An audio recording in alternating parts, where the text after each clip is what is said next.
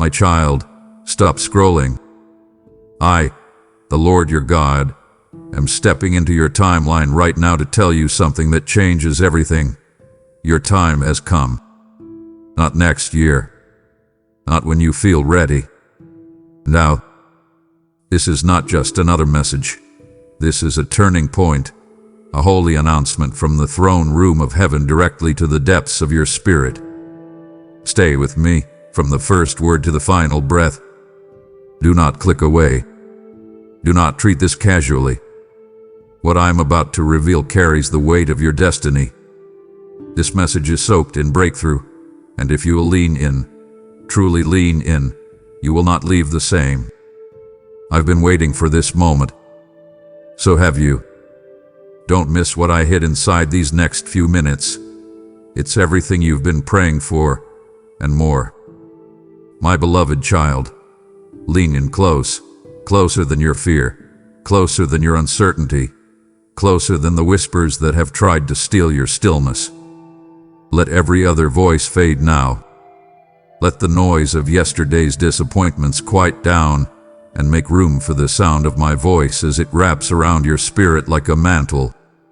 I have long waited for your heart to soften just enough, for your trust to stretch wide enough, and for your hope to burn again, even if faintly, so I could meet you in this exact hour. You were not forgotten in the shadows. You were being watched with holy affection while the world overlooked you. You thought I was distant, but I was crouched beside you, counting each breath you took under the weight of uncertainty. And now, that breath, this breath, is sacred because it carries within it the aroma of a fulfilled promise. Not because of perfection, not because of performance, but because I chose to make good on what I spoke, in my timing, and your time has come. The veil between waiting and receiving has begun to lift, and the wind of my spirit is already stirring around your life. Can you feel it? That stirring in your chest isn't anxiety, it's divine recognition. Your spirit senses what your mind hasn't caught up with yet. This is the hour of unveiling. This is the moment the seeds you watered with tears begin to break through the soil of delay. The heavens are not still, they are singing. Your name has been proclaimed in places unseen by human eyes, and I have declared before the angels, this one waited well. Your wait was not a punishment. It was a preparation. And now, because you refused to let go of me in the wilderness, I am revealing what was hidden. No more wandering in uncertainty. No more stretching without sight. The unveiling has begun, and the good news I've held close to my heart, the joy I've wrapped in divine timing, is now being released in layers too precise to be mistaken. What once seemed far away has drawn near, and it carries the fragrance of my faithfulness. Heaven has already begun rejoicing, not just over the promise, but over you, my beloved, because you never stopped listening for my voice, even in the silence. And now I speak again, not with mystery, but with clarity. Your time has come. My beloved, this is not a wish floating in the wind, not some fragile hope you are left to chase in uncertainty. No, this is divine fulfillment, holy, weighty, irreversible, and it is descending upon you with authority, not suggestion. What I have promised, I am now performing. What I whispered in secret seasons, I am now bringing into public view. This is the hour when delay no longer holds dominion, when the spirit of deferral is dethroned, and what was once stuck begins to surge forward. Do you hear it? Do you sense the cracking in the heavens, the trembling of old timelines as I override what once held you back? This is not light encouragement. This is the roar of resurrection. This is where the whispers of past doubt get silenced by the thunder of my now. You've waited long, child. But more than that, you've waited well. You've held on to hope when it was nothing but a flicker in the fog, and now I come, not to comfort your delay, but to confront it, crush it, and clear the way. Every second the enemy tried to convince you that I had forgotten I was writing a blueprint too complex for your understanding, but not beyond your spirit's ability to carry. And now the weight you feel isn't burden, it's glory. The shift in your atmosphere is not a coincidence, it's a collision, my timeline colliding with yours, my promises intersecting with your persistence. And child, hear me when I say this. I never made a vow I didn't intend to fulfill. I never whispered a word I didn't plan to breathe life into. And though it tarried, it was never denied. It was divine delay, not to harm you, but to prepare the ground beneath your feet so the weight of what I'm releasing doesn't crush you but carries you. Don't confuse my silence with abandonment. It was strategy. I was setting the stage. I was clearing the counterfeit so the real thing could arrive without mixture. You weren't overlooked, you were reserved. Like fine wine, like rare oil, like a crown held back for the one I could trust to wear it with humility. Listen to me. The very forces that laughed at your hope will now witness your harvest. The same moments that mock your faithfulness will now serve as markers of fulfillment. The delays were loud, but my decree is louder. This is not the hour of maybe. This is the moment of manifestation. I am not sending breadcrumbs. I am releasing the banquet. And you, my beloved, are not crawling to the table. You are being escorted, celebrated, honored, because you did not sell your inheritance in exchange for comfort. You waited. You stayed.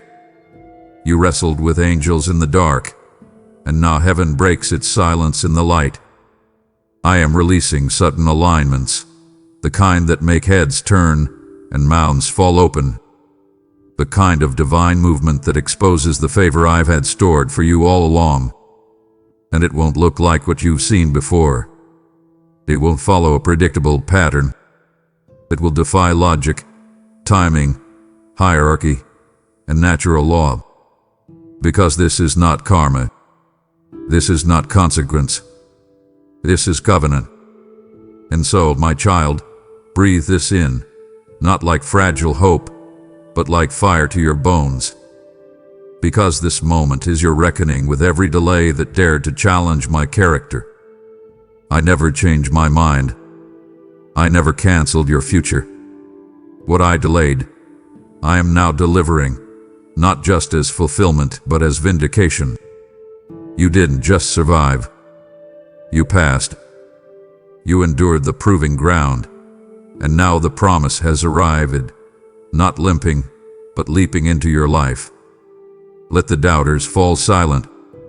Let the clock bow to the Creator of time. Because your hour is not just approaching. It is here. You're not hoping anymore. You're holding. And it's happening now.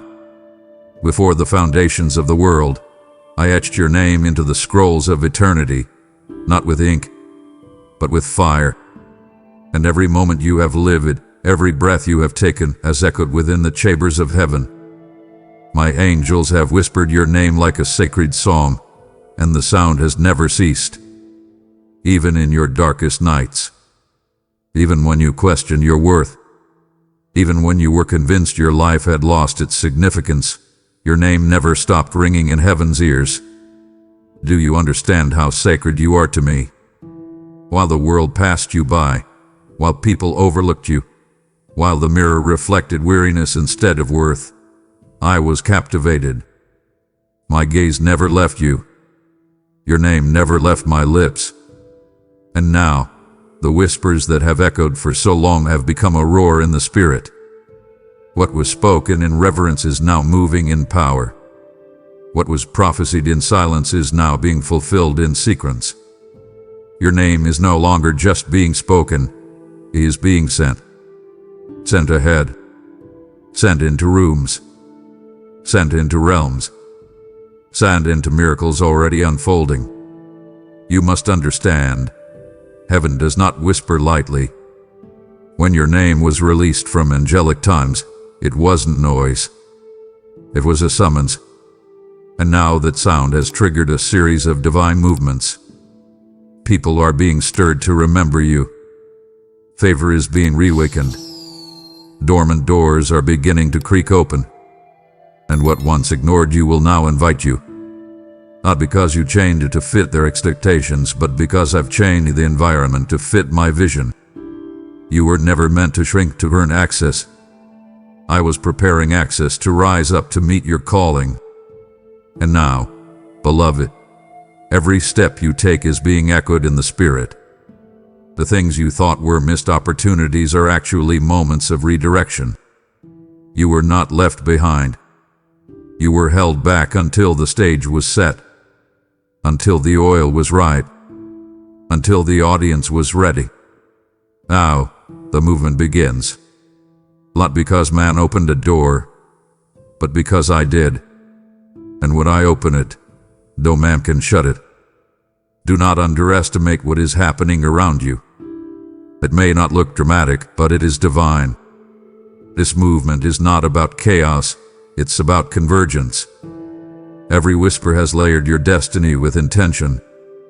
Every time your name was spoken in faith, even by your own lips in prayer, it was added to the melody of fulfillment. You felt it, haven't you? That strange sense that something is shifting, that something is waking up. It's not your imagination. It's not just your hope. It's me, stirring the waters, releasing what has been held back. And child, let me say this with reverence, I am not just moving on your behalf. I am moving through you. You become the message. You've become the sign.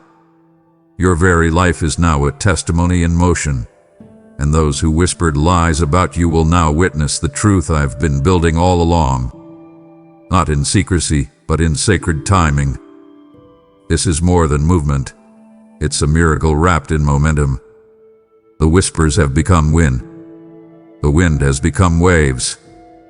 And now the waves are carrying your name into every space it was meant to reach. Don't chase it. Don't strive for it. Just remain. Stand still in my presence. Let me finish what I've started. Because what's coming isn't random. It's rhythmic. It's heaven's heartbeat matching your timeline. And soon, very soon, you will walk into spaces that feel like answers to prayers you forgot you prayed. But I didn't forget. Heaven never forgets. Every whisper counted. And now every step will follow the echo of those whispers into full-blown wonder. Your name is not just known in heaven. It is being announced in earth. So walk boldly, my child. Because what's been echoing is now erupting. My beloved, I know what the silence did to you. I saw the way it echoed inside your chest like thunder in an empty valley. I know how it made your prayers feel like they were ricocheting off the ceiling, bouncing back into your weary hands without response. I watched the way you searched the skies for signs, the way you replayed promises over and over like a broken melody, hoping the next time they'd sound like progress instead of pain. But hear me, I was not absent in those moments. I was not far. I was not indifferent. I was near, nearer than your breath, closer than your next thought. My presence was not missing, it was masking itself in stillness. Because, child, silence is not always the absence of sound. Sometimes, it's the presence of strategy. Sometimes, it is the sanctuary where I do my most intricate work. I was not delaying your life, I was designing it. I wasn't ignoring your cries. I was orchestrating the answer with such precision, even a second too soon would have unraveled the perfection I had in store. The pain you felt in those silent seasons was not proof of my abandonment. It was the tension of transformation. I was aligning timelines, rearranging people, uprooting plans, and building a foundation that could carry the weight of what I'm now bringing into your life. Yes, the silence was severe, but only because the assignment is significant.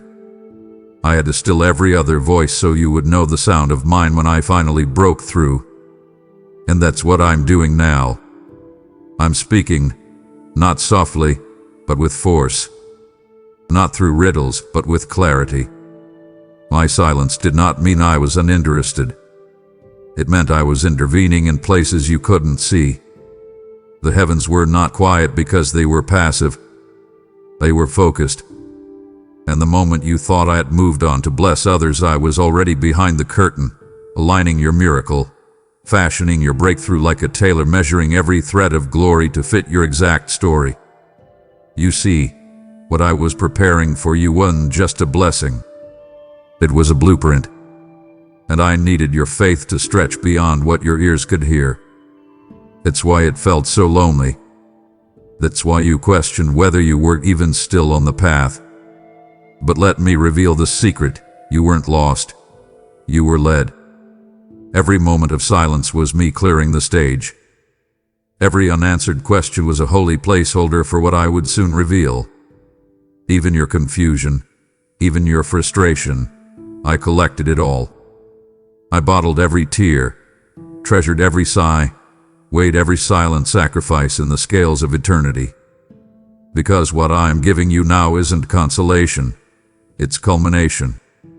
And what I'm unfolding in your life is too sacred to be rushed and too holy to be shared with just anyone. So don't despise the silence anymore. Don't replay it like a punishment. Look back and see what I protected you from. Look at the people who left, the plans that crumbled, the paths that closed. Those weren't losses. They were layers of misalignment I refused to let you carry forward.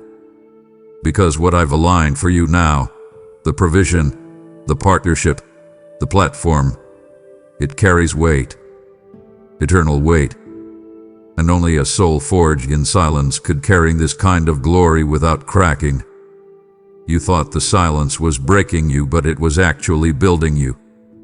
You thought you were forgotten, but you were being formed. And now that I've aligned everything I speak, I move, I shift, I release. And the sound of my voice will not be mistaken this time. It will thunder through your circumstances and remind you that even when I was quiet, I was never gone. I was aligning the impossible just to make this moment undeniable. My precious one, I watched. I saw you. Not with the distant glance of a distracted deity, but with the focused, fiery gaze of a father who never looked away, not even once. I saw you when no one else did. I saw you when you were giving, and there was no applause, when you were praying and there was no echo, when you were sowing and the ground looked barren. You kept showing up. You kept lifting your hands when they trembled. You kept speaking my name when your heart could barely whisper. You could have walked away. You had every logical reason to turn your back and say it wasn't worth it. But you didn't. You chose me. Not because it made sense, but because your spirit refused to betray the truth I planted in you before you were born. And that choice, that holy, trembling, invisible choice moved me. Child, when the night pressed harder, you pressed in deeper. You stood in the unseen while others ran after the visible. You stayed rooted when everything around you said run. I watched as your soul bled in secret, and yet your mouth still called me faithful. You didn't perform for attention. You persevered for intimacy. You weren't trying to impress me. You were trying to hold on to me. And that kind of loyalty is rare. That kind of devotion is heavy with glory. I recorded it all. Every act of obedience you offered in the absence of reward. Every time you chose holiness over hype. Every hour you spent in quiet trust while others flaunted loud success. I was not just observing. I was storing. Storing the weight of your loyalty as seed.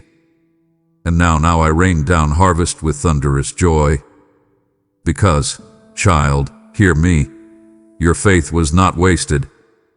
Your devotion was not dismissed. Your midnight obedience echoed through eternity and bent the ears of angels. I told them your name. I said, watch this one. Watch how they love me without proof. Watch how they trust me in the dark. You didn't know it, but your broken hallelujah became a war cry in the spirit realm. Your perseverance became prophecy. Your stillness became strategy. And now I'm responding, not with trickles but torrents. Not with drips of blessing but with divine downpours that wash away every trace of delay. You didn't earn this because of perfection. You received this because of posture. The way you bowed when others boasted. The way you waited when others wanted. The way you whispered my name when it would have been easier to curse me. You didn't just remain. You did. And I honor the rooted. So now watch what I do. Watch how I flip the script. Watch how I take your hidden faith and make it a public feast. Watch how I seat you in places others said you'd never enter. Watch how I lift you, not to show you off, but to show myself faithful. Because you stayed, I now send. Because you trusted, I now transfer. I'm not sending fragments. I'm sending fulfillment. I'm not rewarding you with relief. I'm unveiling your reign. This is your season, child. Not just because the pain has passed, but because your heart has proven it can carry the weight of my goodness. You passed the test others never even saw happening. And now, your hands will hold what only heaven could have given. Because I saw you when no one else did. And I never forgot. My beloved, your yes did not disappear into the void. It was not swallowed by time or wasted in silence. No, child, your sacred surrender sent a shockwave through heaven. That single decision, uttered not in strength but in trembling trust, carried more weight than 1,000 declarations made in ease. Your yes cracked something open in the spirit. It activated ancient doors, divine directives, angelic movement, and a chain of responses that are now unraveling with holy precision. You thought it was small, a quiet whisper between you and me, a flicker of obedience no one else saw, but in my realm, it was a trumpet blast. In the unseen, it was a seismic shift. Your yes shook the dust off forgotten promises. Your yes pierced through the fog of fear. Your yes reminded the darkness that you still belong to the light. When you could have said maybe, you said yes. When you could have said not yet, you said I'll go. And that kind of yes, child, that raw, unpolished, brave yes, is the kind I build legacies upon. You may not see the full effects yet, but I assure you, things have already begun to move. Favor is following you. Doors are starting to tremble on their hinges. What once looked immovable is now being stirred, simply because your yes unlocked something only surrender can reach. I've sent assignments in your direction. People who don't even know why they're thinking of you will soon speak your name with reverence. Rooms that were closed to you are now being rearranged for your entrance. Resources are rerouting, strategies are shifting, atmospheres are aligning, all because you said yes when it cost you everything but proved your heart was mine. Let me make this plain. You did not just agree with an idea. You agreed with your identity. You aligned not with comfort, but with covenant. And that covenant is unshakable. That yes was more than words. It was worship. It was warfare. It was a declaration made not in the spotlight but in the solitude of surrender. And now, I respond not just with blessing but with a blueprint. I am building something with your yes that cannot be undone. I'm layering favor over your footsteps, painting purpose into every delay you endured, and wrapping divine appointments into the very fabric of your future.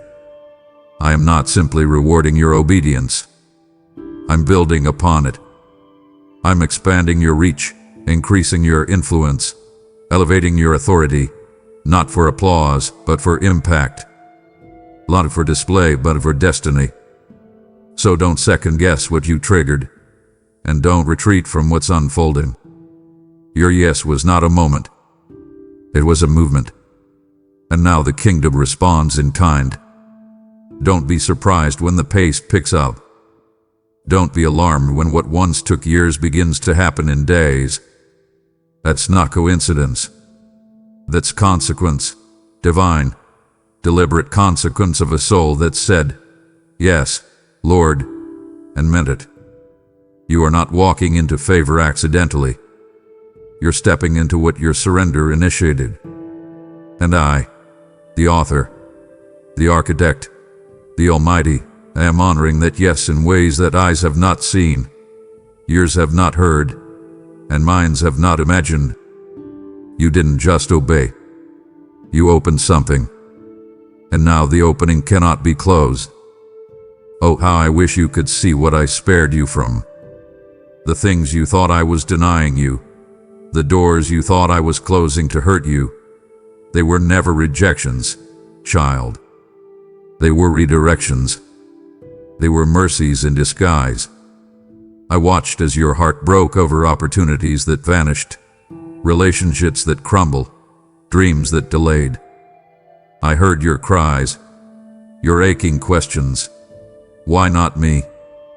Why now? Why never? But every time you thought I said no, I was really whispering, not yet. Not because you weren't good enough. Not because I forgot you. But because I love you too much to let you receive something before your spirit was ready to steward it. I knew it was ahead. I saw what you could not see. And I chose to protect the promise by preserving the process. You thought they walked away because you weren't valuable. But I removed them because they couldn't value the treasure you carry. You thought the opportunity slipped through your fingers because you failed. But I rerouted it because the timing would have sabotaged what I've stored for you. You mourned what didn't manifest, not knowing I was hiding something better behind the veil of delay. I watched you sit in the ashes of false conclusions, thinking the fire consumed your destiny, but the fire didn't destroy it. It refined it. And now, with tears still fresh and scars still healing, I tell you this: the best wasn't denied. It was preserved, set apart, sealed in my sovereignty until your soul was strong enough to carry the glory without cracking under its weight. You see, my child, some gifts don't arrive early. Some glory requires maturity. I couldn't give you what you were praying for back then, not because you weren't worthy, but because the world around you couldn't handle what I was about to hand you. I needed to build capacity. I needed to deepen your roots. I needed to stretch your trust beyond surface-level beliefs so that when the blessing arrived, it wouldn't crush you, it would crown you. What looked like withholding was actually me holding you close, keeping you from counterfeit comforts and shallow successes that would have derailed your destiny. Every no I whispered was a yes to something greater. Every closed door was me guarding what you didn't yet know to ask for. And now, child, now I open the vault. Now I release what I preserved, what I kept holy while the world rushed ahead, what I covered in mystery while you learned to trust me in silence. The moment your spirit matured enough to carry the weight of this next chapter, I leaned in and said, "Now." You didn't miss it. You were being molded for it. And now it fits, like a key in a lock, like destiny and design, like glory and human form. The protection is over. The presentation begins. And you will see, with tears of joy and awe in your eyes, that I never rejected you. I shielded you. I never bypassed you. I waited with you. And now, you will walk into the room I built behind closed doors with a story no one else can steal, and a strength no storm can shake. My beloved child, brace yourself. Not for burden, but for blessing. I've errands, I've holidays. What I am releasing into your life in this very hour is not confined to one open door. It is a divine downpour. I am not merely unlocking an opportunity. I am unleashing a cascade of connections, alignments, and miracles that no human hand could fabricate. The hour of trickle is over. The season of barely is behind you. You are entering the overflow, not by effort, but by orchestration. My orchestration, the kind that defies logic, disrupts patterns, and delivers not just enough, but more than you imagined. The doors I open now are not hinges of hope. They are highways of heaven crashing into your timeline with purpose and precision. You waited for one opening. You prayed for a crack in the wall. But I am tearing down entire gates. I am not giving you access, I am making you access. You've become the door others will walk through. What I'm placing in your hands is not a favor for you alone. It's a flow that will affect everyone connected to your obedience. And this flow will not be subtle. It will be supernatural. It will not knock. It will crash through. I am opening doors in dimensions you didn't even know existed. Opportunities hidden from your sight are now sprinting into your reality. Not by your resume, not by your relationships, but by my reach, the reach that extends beyond algorithms and accolades, beyond protocol and pedigree. This is the kind of release that silences doubt and provokes awe. What I'm about to do for you no man can take credit for, and no devil can deny. The stage is set. The atmosphere is primed, and I have not come with a key. I've come with a battering ram. I'm breaking barriers, dismantling delays, and rupturing routines that once held you back. This is not about climbing a ladder. This is about riding a wave, a divine wave of fulfillment that's been gathering force behind the scenes of your waiting. And now, it's here. Can you feel it? The air has changed. The pressure has shifted. The heaviness you've been sensing isn't anxiety, it's acceleration. You're not being crushed. You're being catapulted. You're not being overlooked. You're being overtaken. I've seen how you stayed faithful when it looked like nothing was moving. And now, because you endured, I am moving everything at once. Not one area will be untouched. From your finances to your family, your calling to your creativity, every piece is about to be placed in divine alignment. So, prepare not just for change, prepare for collision. Heaven is colliding with your history. Glory is colliding with your timeline. Grace is colliding with your steps. And none of this can be manufactured by man. I didn't need a network. I didn't require a platform. I needed your yes. And now that I have it, I'm flooding your life with doors, not to confuse you, but to confirm me. You'll know which ones to walk through. My peace will be your compass. My voice will be your clarity. And as you move, you'll discover that this flood is not overwhelming. It's orchestrated. What felt delayed was only being divinely distributed. And now, beloved, the doors will swing open without warning, and they will remain open by my decree. For I have not just come to bless you with an entrance. I have come to establish you as a gate. Every drop mattered, below. Every tear you wept in solitude, every groan too sacred for language, every night you turned your face to the wall and whispered my name with cracked breath. I collected them all. Not a single one was wasted. I saw them. I felt them.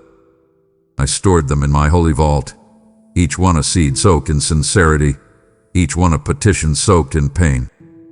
And though no one saw you, though the world passed by unaware, I was there, on the floor with you, in the silence beside you, brushing each tear off your cheek like dew off the grass at dawn.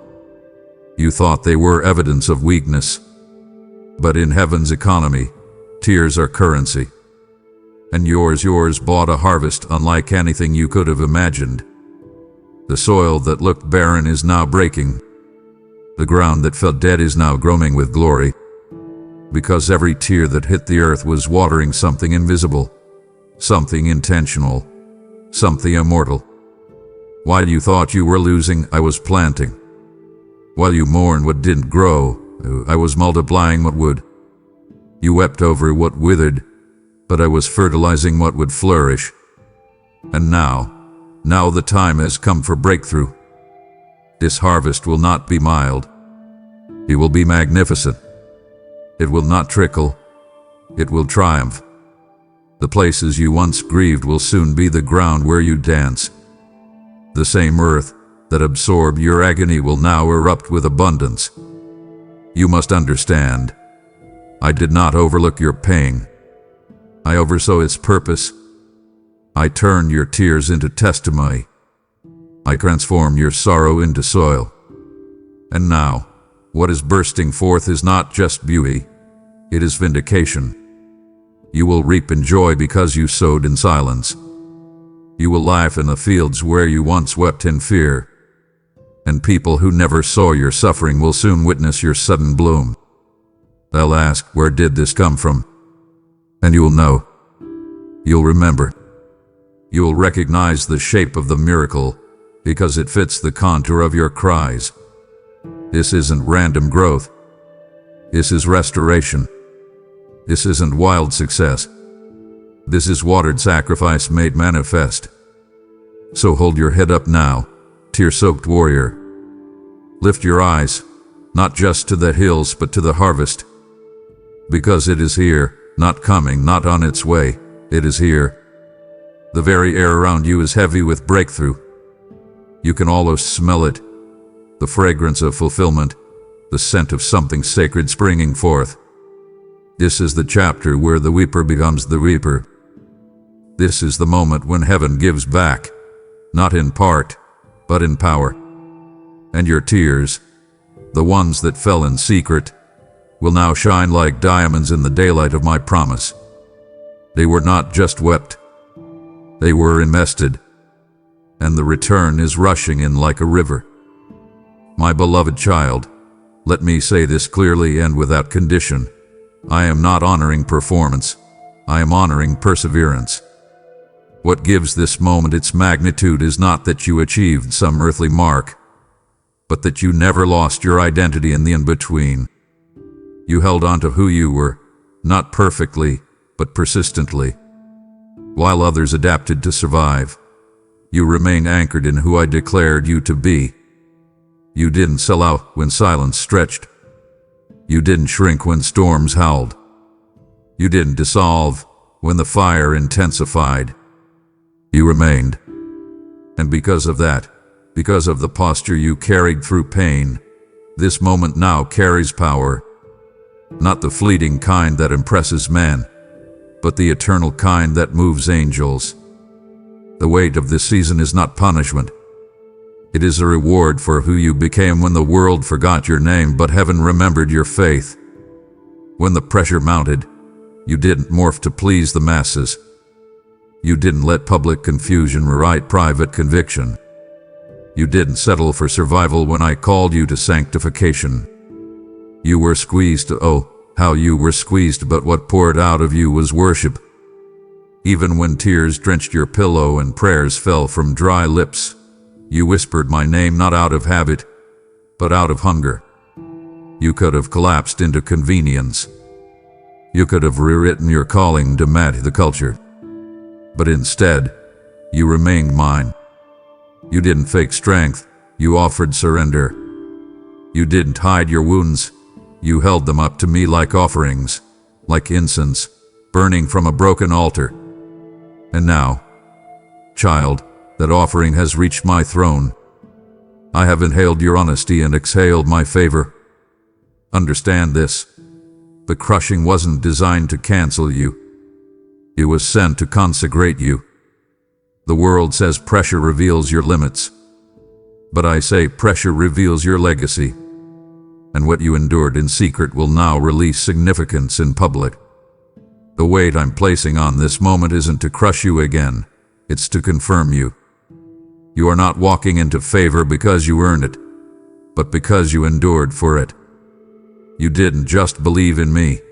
You let me break and rebuild you, layer by layer, in the dark. You said yes to pruning when everyone else was chasing platforms. You let me mold your spirit when applause would have molded your ego.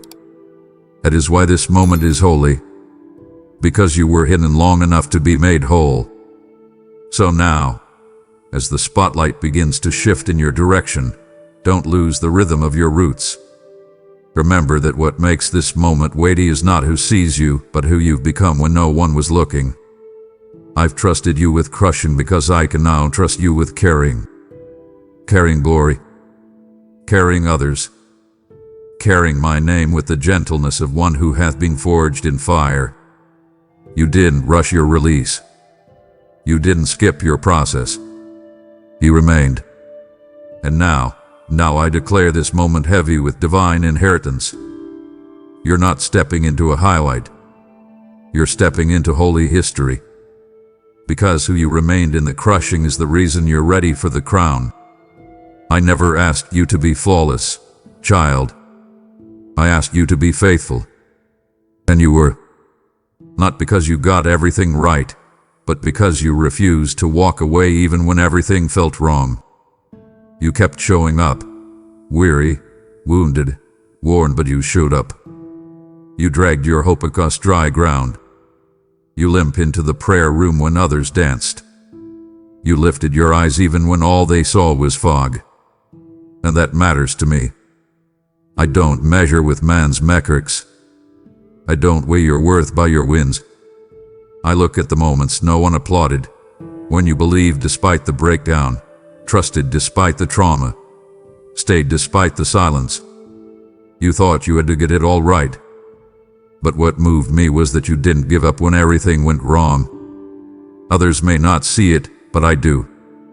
I saw you bite your tongue instead of fighting back. I saw you sow when the soil looked barren.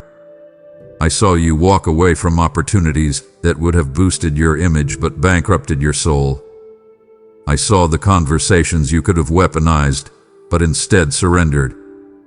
I saw the apologies you gave even when you were misunderstood. That's perseverance. That's purity. That's the kind of heart I reward, not with worldly attention, but with heaven's acceleration. And now I'm responding.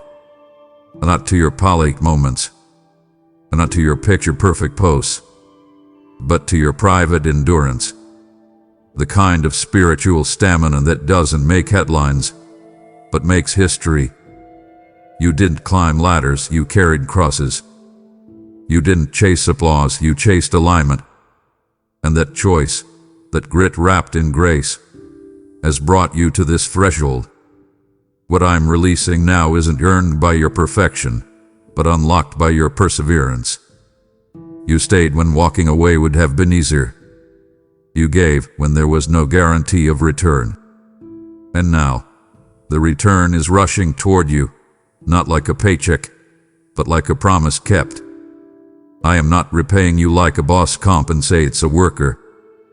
I am crowning you like a father exalts a child who trusted him, even in the dark. You didn't perform, you persevered. And that's why the windows of heaven are opening over your life with force and finality. So hear me clearly, child.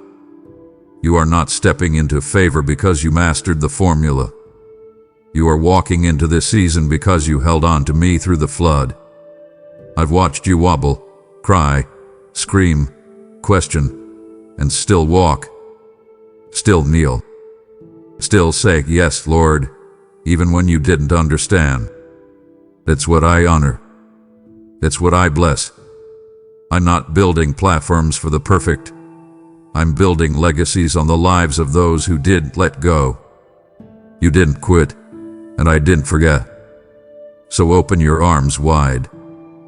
This isn't your reward for being flawless. This is your inheritance for being faithful. And what's coming next will carry my fingerprints, not as proof of your power, but as a banner of my promise to those who persevere. Ah, my beloved, if only you knew what your trust looked like from my side. The moments that felt chaotic and confusing to you were not missed by me. In fact, they were moments I held close, closer than you knew. You handed me parts of your life that were tangled, unfinished, misunderstood, even by you. You didn't demand answers. You didn't insist on control. You didn't package your life in polished prayers and call it faith. Instead, you gave me what was raw, real. I did. You handed me the heartbreak you couldn't explain, the delay you couldn't decipher, the loss you couldn't label. And rather than run from the mess, you placed it in my hands and whispered, "I still trust you." That whisper, child, that whisper split open the heavens. You see, there's a different kind of trust that rises when nothing makes sense, the kind not born out of clarity, but carved out of surrender. And that's what you gave me. You didn't just trust me with what you understood, you trusted me with the questions you never got answers to. You said, "Here, God. Take it, even if I never know why." That kind of faith moves mountains, yes. But more than that, it moves me. I watched you offer your broken chapters like burnt offerings, asking for nothing but my nearness. You didn't barter. You didn't manipulate. You just trusted. When it would have been easier to walk away, you walked deeper. And because of that sacred offering, your time has come. I've held your story in my hands like a sacred scroll. Every word, every sigh, every pause recorded. And what you didn't know was that every confusing moment you endured was secretly tethered to divine clarity in the future. Nothing was wasted. The silence was scripting something. The confusion was camouflaging the choreography of your calling. What didn't make sense was never senseless. It was sacred. Because faith doesn't need all the facts to say yes. And that's what you proved. You trusted me with the parts you couldn't explain to anyone, not even yourself. You didn't need me to make sense. You just needed me to stay. And I did. I never left. And now I return to that place of surrender with an announcement. I am turning the confusion into clarity. I am redeeming the unspoken grief. I am repurposing the very areas of your life you thought I had forgotten. So, child, listen closely. This moment is not random. This season is not accidental. It was reserved for the ones who trusted me without a map. Your time has come because your trust went beyond comfort. I'm not just honoring your story. I'm unveiling it. I'm pulling back the curtain on every mystery you've carried. I'm showing you why it had to unfold the way it did. What once felt like a scattered puzzle will now fall into place. And you will stand in the middle of revelation, not because you figured it out, but because you faithfully surrendered what didn't make sense. I honor that kind of faith. I move for that kind of heart. And I crown that kind of trust. You gave me your chaos. Now I give you clarity. Your time has come. You've just heard me say, you are not behind schedule. You are right on time. And now I ask you, child, will you be a vessel of that same good news for someone else? For just as I sent this word to awaken you, I desire to use you to awaken others. When you give, you are not just supporting a video. You are sowing into the sound of deliverance, the sound of divine timing, the sound of souls being reclaimed. Every super thanks, every membership, every seed through PayPal is like oil being poured on the fire I am spreading across the earth. I declared it in my word, and I speak it over you again now. Those who refresh others will themselves be refreshed. Proverbs 11:25. This is not just generosity. This is kingdom partnership. And when you move in step with my spirit, I release favor in step with your faith. I will multiply it. I will mark it. I will use it to carry my voice farther than your feet could ever go. Don't wait. Don't delay. Give now, and watch how I pour it back in ways you never imagined. Let me take you back to the waiting, yes, that long, quiet hallway of time where nothing seemed to move and everything inside you begged for breakthrough.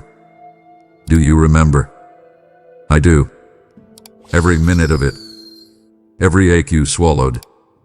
Every moment you stared into silence, wondering if I had forgotten. But while you waited, I was writing. Oh, child, if only you could see the scrolls. If only you could read what I wrote in those sacred gaps between your tears. I was scripting more than answers. I was engraving glory. Not quick fixes. Not shallow solutions. Glory. A kind that doesn't just touch your life but transforms it. The kind that doesn't just change your circumstances, it shifts atmospheres, writes timelines, revives generations. You didn't realize it, but every second you stood still in faith, you were giving me permission to write something deeper than you could imagine.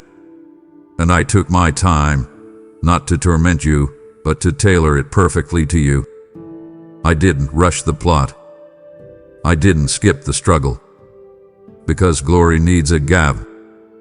Glory requires the pause, the empty space, the silence. I could have filled the void quickly, but I didn't want it as a village. I wanted to flood it, not with answers that pacify, but with glory that multiplies. You see, what I'm doing in your life isn't a surface-level solution. It's a supernatural symphony. I was writing when you were weeping. I was authoring when you were aching. And now, the time has come to reveal what was hidden in the waiting. You thought the silence was a void, but it was a vault. And inside that vault I was storing things too weighty for the moment you were in. So I waited. Not to frustrate you, but to fortify you.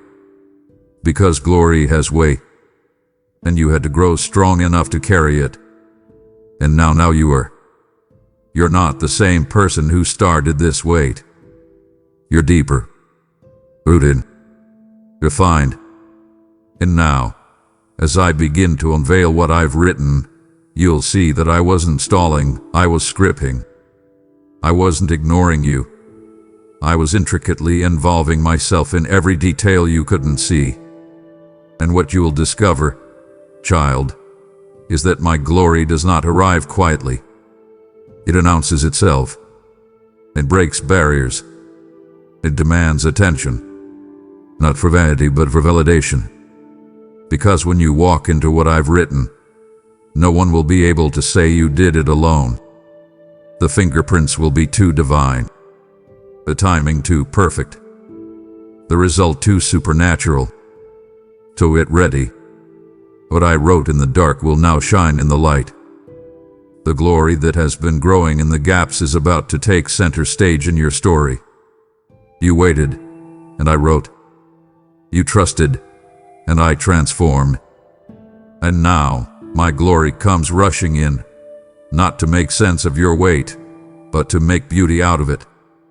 You thought I was slow, but I was sacred.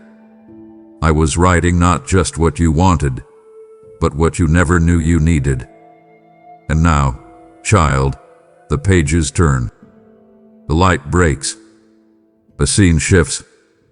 And your life, the very one you thought was stuck in stillness, will now speak volumes of my goodness. Because while you were waiting, I was writing glory. Child, let's go back for a moment, back to the prayers you whispered when your voice trembled, the ones you barely dared to believe. Do you remember them? Maybe not, but I do. The ones you offered when your hands were tired, your heart was heavy, and hope was hanging on by a thread. You didn't think they mattered. You didn't think they moved me. But every word was captured, collected, cradled in my hands. Even when you forgot what you asked for, I remembered. Because you didn't pray for ease, you prayed for encounter. You didn't pray for surface-level blessings, you prayed for deep, holy change. And while you've gone about your days, trying your best to survive. I've been weaving those hidden prayers into a tapestry of holy manifestation. And now, the time has come. You thought those seeds were buried in silence. But I tell you, they were buried in sacred soil. While others saw nothing, I saw roots growing. While the enemy mocked the absence of fruit, I rejoiced in the depth of your trust. You obeyed me when the spotlight was gone. You chose me when applause wasn't echoing. You gave me your obedience when it cost you comfort, clarity, and companionship. And all of heaven took notice. You didn't perform. You persevered. You didn't promote yourself. You positioned yourself. And now the reward arrives. But not like you thought. This isn't just about the present. This is about every past moment that felt like it slipped through my fingers. What's manifesting now is not new. It's cumulative. It's the divine collection of every yes, every surrender, every hidden sacrifice brought to the surface at once. And oh, those battles you fought in silence, how I watched. You didn't wear your war like a badge. You wore it like a secret between us. You didn't use your struggle for sympathy. You turned it into worship. You cried in the car, in the shower, in the midnight hours when no one knew, and then you wiped your face, lifted your hands, and said, "Still, I will follow." That moved me. That shook heaven. And now, what's coming into your life isn't random favor. It's tailored glory. It's heaven's response to a history of hidden faithfulness. It's not just your time because the calendar says so. It's your time because the record books of heaven say they passed the test. The test of waiting without bitterness. The test of walking without answers. The test of worshiping without visible results. So prepare yourself not for randomness but for recompense. What's showing up now is perfectly measured. It's layered with history, soaked in intercession, and wrapped in the reward of unseen obedience. People may say it came out of nowhere, but you'll know. You'll feel it in your bones, because it will echo with every prayer you thought heaven forgot. And I will whisper to you, in the midst of it all, this is for that. This breakthrough is tied to that lonely obedience. This door is connected to that whispered yes. This overflow is the echo of that sacrifice you never talked about. Nothing is wasted. Nothing is lost. And now, it's all coming together. What's about to manifest isn't random. It's righteous. It's remembered. It's yours. Let me speak this over you, child, not softly, but with the weight of heaven behind every word. You are not just coming out of the battle. You are coming out radiant. You are not crawling out of the valley.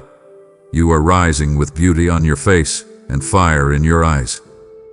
I know the weight you carried. I saw the scars you hid. I watched as you walked through shadows others would have collapsed under. And I did not stand by silently. I walked with you, weeping when you wept, warring when you warred, whispering when you thought I was stunned.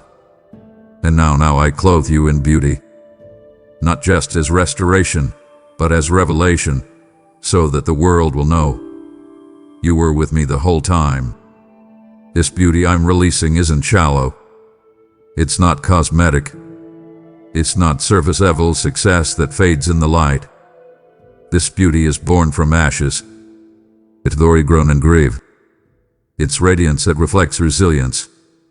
I'm painting your life with vibrant redemption, so powerful, it will silence every accusation that tried to define your past. This beauty will not erase what you endured. It will elevate it. People will look at you and see the battle, but more than that, they will see the brilliance that could only come from being broken in my presence. They'll see scars turned into stars. They'll see the anointing carved from agony. And they'll know not because you told them, but because the fragrance of your life will preach what your voice never had to say. You see, I don't just restore. I reframe. I take what was sent to destroy you, and I decorate it in glory. I don't hand you back what was stolen. I multiply it. I don't just patch you up. I pour out new oil. And that oil will run down from your head, down into everything connected to you. Your relationships, your work, your voice, everything will drip with divine beauty. This isn't a glow up, it's a glory up. Because the one who walked you through the fire is now revealing what the fire couldn't touch. You didn't lose your purpose in the flames, you purified it. You didn't lose your destiny in the pressure, you distilled it. And now, that beauty will do what words never could. It will speak for you. It will testify. It will declare, this one was forged and not forsaken. So don't hide your story. Don't mute your miracle. I'm dressing you in beauty now, not to cover your past, but to crown it. Not to dismiss the pain, but to display my power. Because what I've placed on your life now shines brighter than the battles you've endured. This is more than survival. It is sacred transformation. You didn't just make it through. You emerged crowned in clarity, dripping in destiny, wrapped in wonder.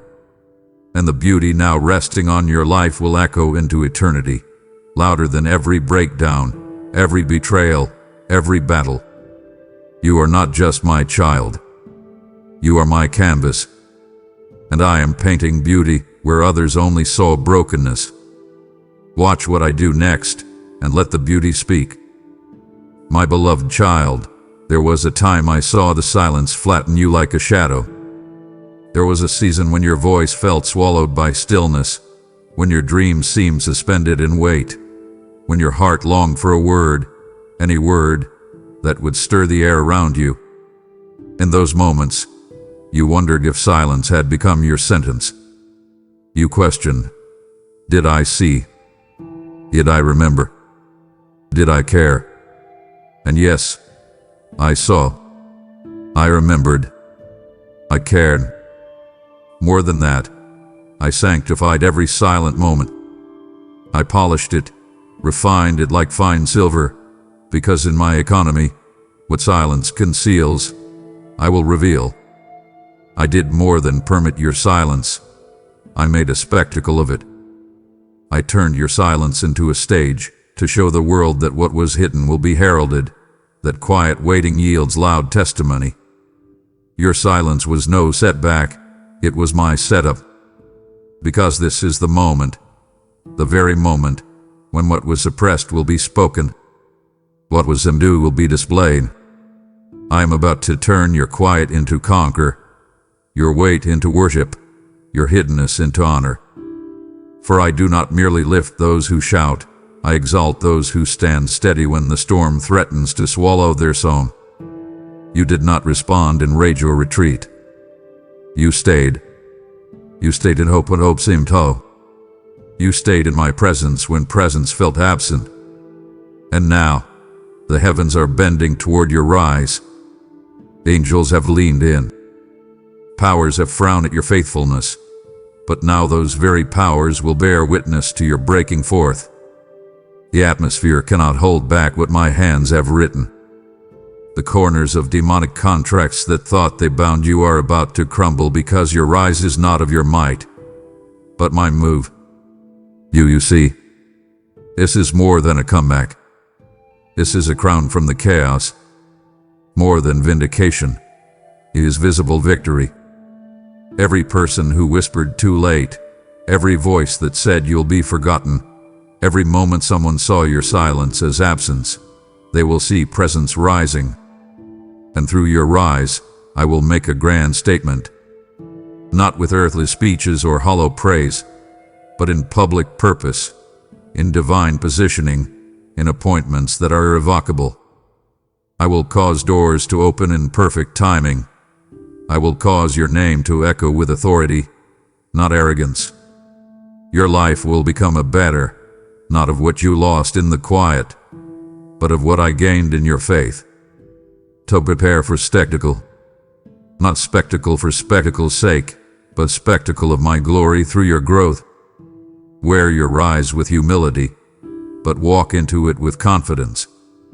The statement I'm making through your steps will not be whispered, it will be proclaimed. Let the world watch. Let the heavens sing. Let your rise be remarkable because it was righteous. Because you stayed when standing would have crushed you. Because you trusted when fear wanted to steal your song. Your time to rise has come. I have made a spectacle of your silence. Now I make a statement through your rise. Oh my child, hear me now. I know the fear that clawed at your heart. I know the nights when you thought you were alone. I know how the questions haunted you. Am I forgotten? Did I miss my chance? Did the world pass me by while I waited? Yet in those moments, I was not absent. Behind the veil of what seemed like abandonment, I was weaving your future with threads of purpose, precision, and prophetic power. Quiet trust, sometimes unseen, sometimes uncelebrated, was your anchor. And while you wrestled with doubts, I wrestled with time and shifted the length of your season so that no moment would be wasted. You may have felt hidden, but in that hiding I was organizing, lining, and animating the blueprint of what I would bring to light. Do not despise the silence, for it held sovereignty. Behind that veil, I collected every prayer unsatisfactorily answered, every tear unacknowledged by human arms, every longing that felt ignored. I gathered them. I gathered you, and I wove the tapestry of your tomorrow, one that matches my mind, my timing, my majesty. Fear whispering that you are forgotten with a lie, the counterfeit for my faithfulness. I never forgot. I never skipped a stitch in your destiny. Your name had been written in invisible ink, in sacred scripture, in angelic archives. The future I was weaving in quiet trust is not delayed destiny, it is designed destiny. When the time is right, I pull back the veil, the curtain parts, and the masterpiece I've been crafting reveals itself. Now, beloved, see with eyes of faith what others see only with eyes of flesh.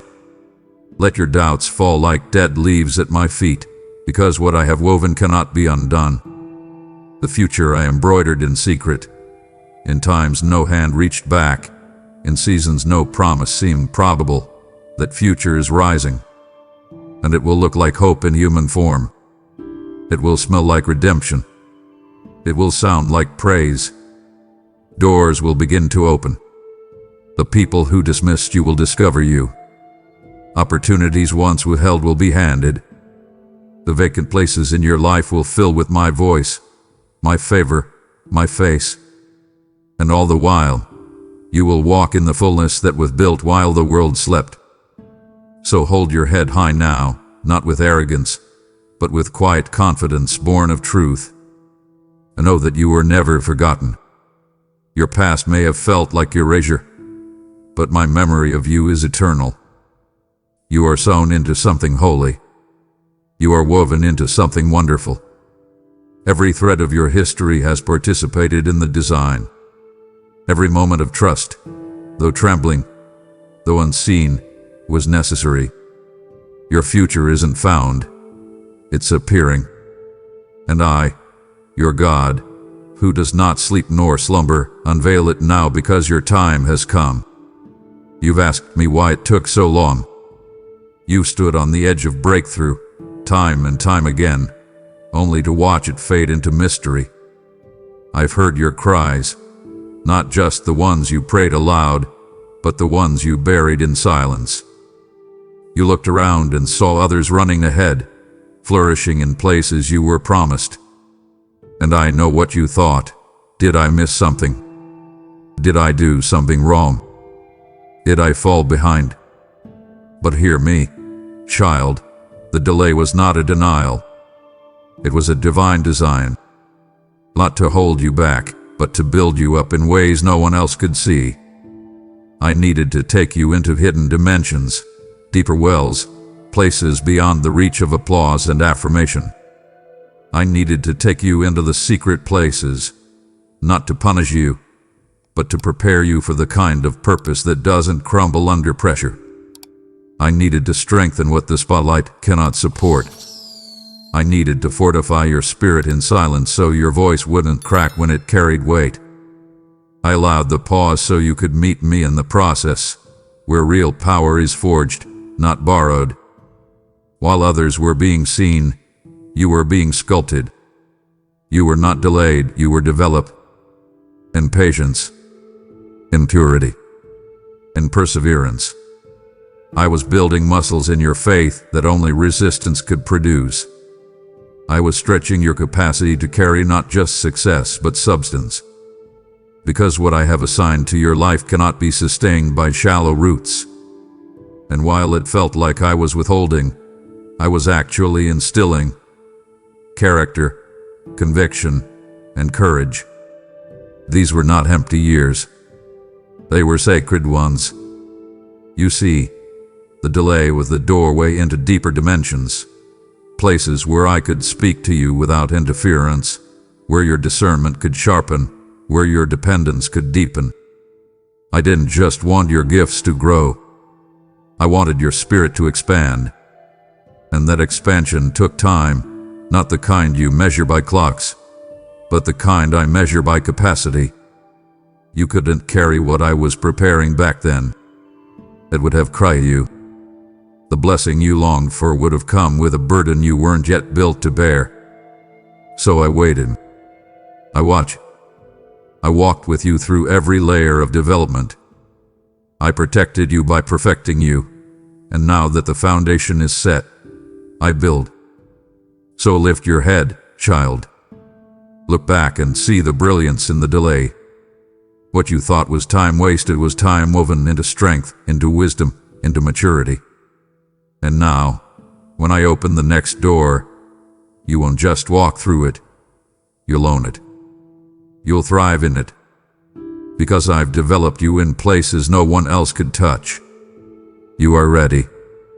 Not rushed. Ready. And the delay was proof that I love you too much to let you walk into your future unprepared. Now watch. What I held back, I now release. And it will not come in fragments. It will come in fullness. Let me tell you why the doors are opening, why the emails will start coming, why the favor that feels sudden is not sudden at all. It is not because you played the game. It is not because you positioned yourself politically. It is not because you pushed others down to pull yourself up. No, child, the rooms you are about to enter were not built by human politics. They were carved out by purity. The kind of purity that refuses to compromise. The kind of integrity that resists shortcuts. The kind of heart that would rather be faithful and forgotten than seen and staying. You did not campaign for the room, but you kept your character clean. And I reward what is done in secret with honor in the open. You could have chased clout, but you chased me. You could have manipulated outcomes, but you chose to trust my timing. You were not perfect, but you were pure. You made decisions that cost you connections. You passed on opportunities that felt good but weren't God. You stayed grounded when you could have grasped. And the world may have called you passive, naive, even foolish. But I call you mine. I call you holy. I call you ready. Because the next level of favor I am releasing cannot be sustained by ambition. It must be stewarded by purity. And you, beloved, have shown me over and over again that I can trust you with promotion that doesn't change your posture. This is why the invitations are coming. This is why your name is being spoken in rooms you've never entered. Not because you demanded it, but because I delivered it. You honored me in the hallway, so I'm ushering you into the throne room. And these doors, they won't need knocking. They will open as if they recognize you. Because they do. They've been waiting for someone who didn't climb in through compromise. These are assignments, not opportunities. These are commissions, not coincidences. And when you walk into those rooms, you will carry a fragrance, not of desperation, but of destiny. Others will ask, "How did you get here?" And you will smile, not with arrogance, but with quiet reverence, and say, "God placed me here." So go, child, not as a visitor, but as a vessel. Don't shrink. Don't second guess. You didn't earn your way in. You were sent. And when I send someone, no man can unseat them. Your purity was your promotion. Your surrender was your strategy. And now, as I seat you among the great, know this: you will not bow to the room. The room will respond to what you carry. Because what you carry is not humanly manufactured. It is heaven ordained. And I am proud of you. Not because you made it, but because you stayed pure in the process. And now the door is open. Child, hear me. I know the shadow of your past has tried to follow you. I know the fear that creeps in when something good starts, whispering, "What if it happens again?" I've seen the way you brace yourself even for blessings, afraid the joy won't last, afraid the ground will give out beneath your feet. But listen to me. This chapter will not mirror your mistakes. It will not echo the agony. It will not replay the heartbreak. I, the Lord your God, who writes redemptive stories with ink that never fades, declare to you now, this next chapter is not a repeat. It is a redemption. I am not recycling your pain. I am rewriting your legacy. What once broke you will now build you. What once silenced you will now sing through you. The trauma that tried to tattoo itself on your identity will now become the canvas on which I paint a masterpiece of mercy. I will redeem your sorrow, not by pretending it never happened, but by making it bow to my glory. Every broken place, every bruised memory, every tear-soaked night, I will not erase them. I will exalt myself through them. For I am the God who does not discard your history. I redeem it. I pull gold out of ashes. I resurrect meaning out of misery. You thought your pain was wasted, but I have been storing every piece, every moment, every ache, and now I breathe my breath over it all and say, "Live." You feared the repetition of the past because you forgot who your author is. I do not write loops. I write layers. I do not recycle wounds. I reveal wonders. What's ahead of you does not rhyme with what's behind you. It reverses it. Where there was abandonment, I now release alignment. Where there was betrayal, I now release blessing. Where there was loss, I now release legacy. I am not done with your story. In fact, the part where I take over is just beginning. The pen is in my hand. The ink is still wet. And this next paragraph will make the last one make sense. What the enemy used to disqualify you, I now use to distinguish you. The very thing that made you weep in secret will now be the thing I use to awaken others to their purpose.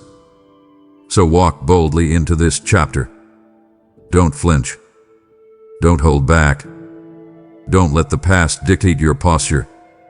You are not walking into a trap. You are stepping into triumph. I am going to redeem everything. The delays, the detours, the denials. I will redeem time, relationships, opportunities. But most of all, I will redeem you. And as I do, you will stand not as one scarred by the story, but shaped by it. And you'll tell the world, not that you were perfect, but that you were preserved. Not that you had no pain, but that your pain birthed promise. And they will see it, child. They will see redemption written all over you.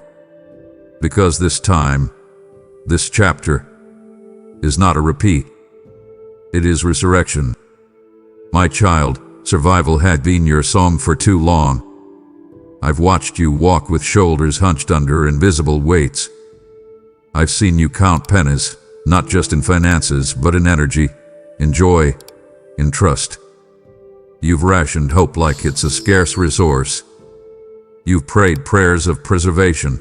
God, just get me through this. And I did. I sustained you in the storm. I fed you in famine. I shielded you in fire. But now I shift you. Now I lift you. Now I call you out of survival and into significance. This next season is not about barely making it. It's about boldly taking it. Taking territory. Taking dominion. Taking joy back. You have survived loss, betrayal, weariness, warfare, and you've done it with dignity. But I did not design you to merely make it through. I created you to multiply, to flourish like a well-watered garden, to rise like the sun after a midnight storm. The survival season served its purpose. It carved character. It built muscle. It taught you how to breathe under pressure. But now, I speak over you what I spoke to the dry bones. Live. Not exist. Not endure. Live abundantly, freely, fully. Child, do not apologize for the strength I've developed in you. You are not weak. You are not fragile. You are not merely functional. You are formidable. And now I release you to thrive. Your spirit will expand. Your laughter will return. Your vision will sharpen. You will not just pray out of pain, you will pray out of purpose. You will not just sing because you made it. You will sing because you were made for this. This moment. This movement. This momentum. The days of holding back, second guessing, shrinking down, they end here. You are not in Egypt anymore. You are not wandering the wilderness. You have crossed over. And now, the land is yours to possess. So rise, my child. Not with arrogance, but with authority. Not with self-promotion, but with spirit-poured power. Thrive in your calling. Thrive in your relationships. Thrive in your creativity.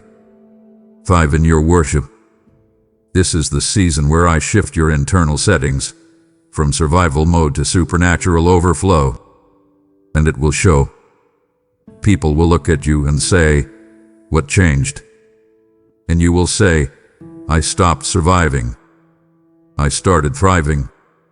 Not because life got easier, but because you believed in me when I said you were born for more. And you were. You always have been. Now go. Your thriving begins today. Beloved child, you've asked me, again and again, when will the door open? You've looked for signs, knocked in prayer, stood before opportunities unsure if they were of me or simply distractions in disguise. But listen now, not with your ears. Listen with your spirit. The door has already begun to open.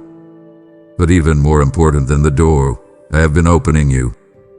For what good is a wide open door if the heart behind it is still locked in fear? If the mind is still caged by insecurity? If the soul is still shackled by past pain? I will not place you before breakthrough until I place boldness within you. I do not call you to walk through a door and tremble. I call you to walk through and take territory. That's why I've been working on you, not just the opening. You see, many pray for opportunity, but few are prepared to occupy it. You prayed for promotion, but I've been purifying your perspective. You asked for visibility, but I've been sharpening your vision. Because this next door is not ordinary. It is not shallow. It is not seasonal. It is sacred. And it requires more than recognition. It requires readiness. I have been unlocking dimensions in your soul that fear had sealed off. I have been reintroducing you to your real self. the one I designed before doubt had its way. The door is not the miracle. You are. The confidence I'm placing in your stride, the clarity I'm placing in your spirit, the courage I'm planting in your bones, that is the true opening. You will not just walk through this door. You will reign inside it. And when you step into this place, it will not feel foreign. It will feel familiar, like home, like something your spirit has known but your mind is only now catching up to. Because I wrote this door into your destiny before you were born. I reserved this access for such a time as this, and I needed you to arrive not only on the outside, but fully awakened on the inside. I'm opening you to your authority, to your anointing, to your alignment. You will not walk through timidly. You will walk in like you belong there because you do. Not because man invited you. Not because circumstances lined up, but because I decreed it. So walk, child. Step through. Lift your eyes from the threshold to the throne. You are not entering an opportunity. You are entering an inheritance. This is not luck. This is legacy. I'm not just opening the door. I've opened you. And what I open, no man can shut. You won't need to strive. You won't need to explain. You won't need to prove. You'll simply move. The time of hesitation is over. The season of rehearsing your worth is over. Now is the time to reign. Not in pride, but in power. Not in ego, but in evidence. The evidence that you've been with me. Go now. The door is open. And so are you. As I've opened you, and as I've opened the door, now I'm opening an opportunity, not just to receive, but to release. My child, you have just walked through a prophetic threshold, and as you step further, I am inviting you to take what has filled you and let it overflow into the lives of others. Your giving becomes a river, a stream of living water that carries my word to those still dying of thirst. When you support this mission through super thanks, membership, or a donation in the description, you are sowing into souls. You are anchoring this sound in the earth. You are releasing the gospel not just in word, but in power. I told you in Luke 6:38, and I remind you again now, give, and it will be given to you. A good measure, pressed down, shaken together, and running over the seed you release now carries fire, healing, and reach. Don't hesitate. Give now, and let your obedience become someone else's open door. Oh, my beloved, I know how long you've been waiting. I know how often you've whispered, just a little more time, a little more healing, a little more clarity. You were not wrong to desire preparation. You were not foolish to long for understanding. But let me tell you what I've seen from my seat on eternity's throne. Time was never the issue. Timing was. And now, this moment, this divinely engineered, sovereignly appointed, heaven-stamped moment, has come. And it carries the authority to shift everything. Not because you feel ready, but because I say you are. I've heard your hesitations. I need to be stronger. I need to be wiser. I need to be more certain. But listen to me, child. What you think you lack, I've already factored into the miracle. I am not launching you based on your performance. I am positioning you because of your posture. And your posture has pleased me. You bowed when others ran. You waited when others put. You stayed pure when the path forward was foggy. And now, this moment, right here, right now, has arrived with the momentum of answered prayers you don't even remember praying. Time didn't grow you. Trust did. And because you trusted me through the fog, I now bring you into the light. What you feel as surprise, I call strategy. What you called early, they call exactly right. You thought you needed more preparation, but what you needed was this divine permission. I am not a God of delay, I am a God of divine delivery.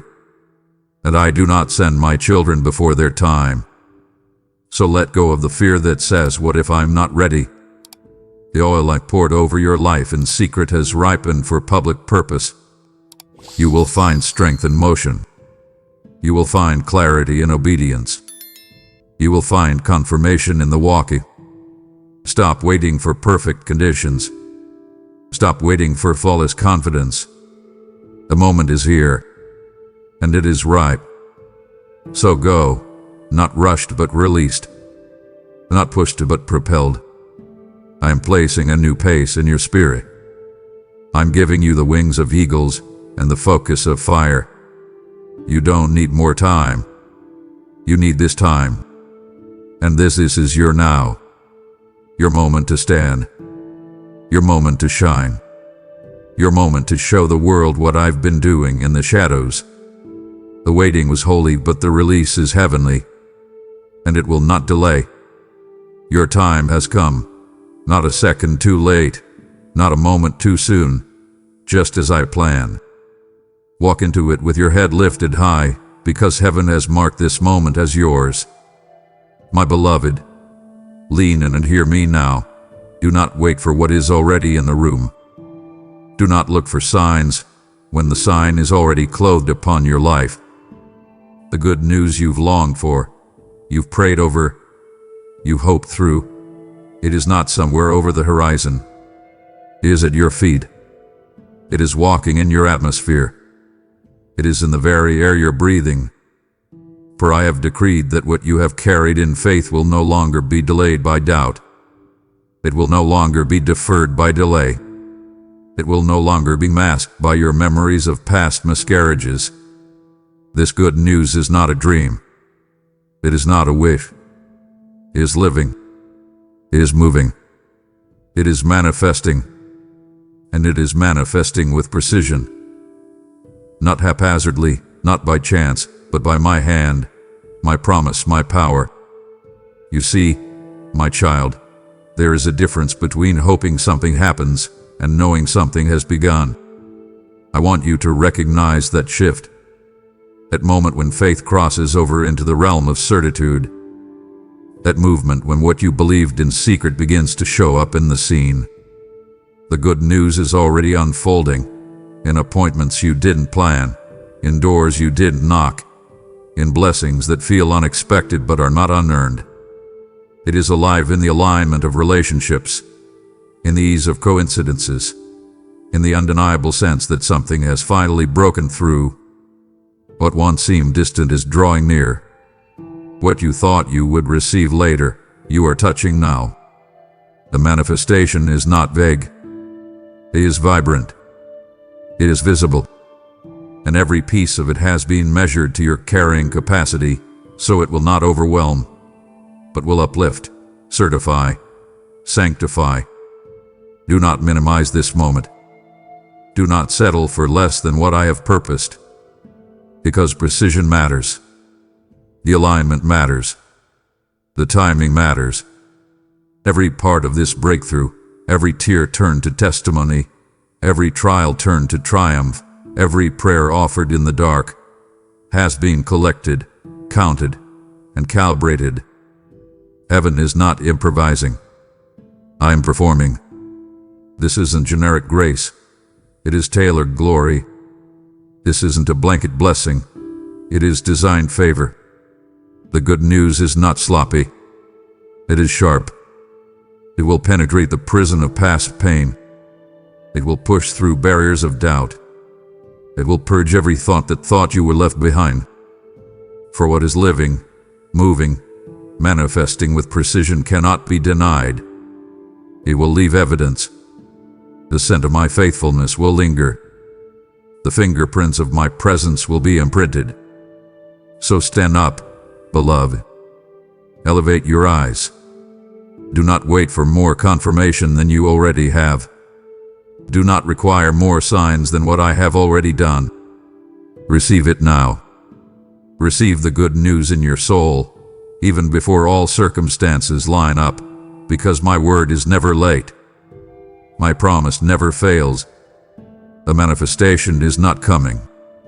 It is here, and its movement will silence every accusation that said you were forgotten, every lie that said you weren't enough, every doubt that said it was over. Your time has come. The good news is living in your life. It is moving through your moments. It is manifesting with the precision you thought was reserved for others. But this moment is yours. Receive it. Rejoice, for what I have promised, I am delivering. And what is here will redefine everything you believed about waiting.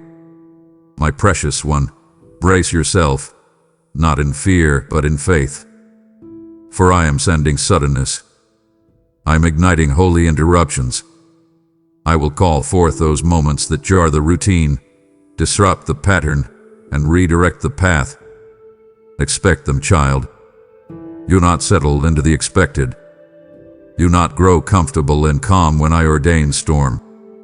Because the next thing you thought would be gradual will be sudden. The next change you assumed would come slowly will break through at once. The doors that seemed closed will swing open. The opportunities you thought too late will come, and with a force so tangible you cannot ignore them. Invitations will arrive not of desperation, but by design. And every time you wonder, who's behind this? You'll know. Those are my fingerprints. Expect the sudden phone call. Perhaps when you had almost given up hope would come. Perhaps when you didn't arrange. Perhaps one that feels like a dream, lined with promise, saturated with destiny. That call will communicate more than what's said. It will carry alignment, connection, confirmation. Perhaps an offer you thought you didn't deserve. Perhaps a yes instead of a no. It will shake you awake.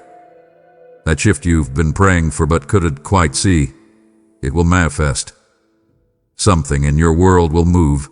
Finances, relationships, reputation, vision. There will be momentum.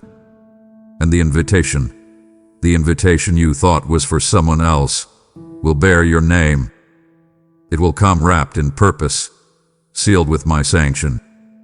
Now, suddenness can be startling.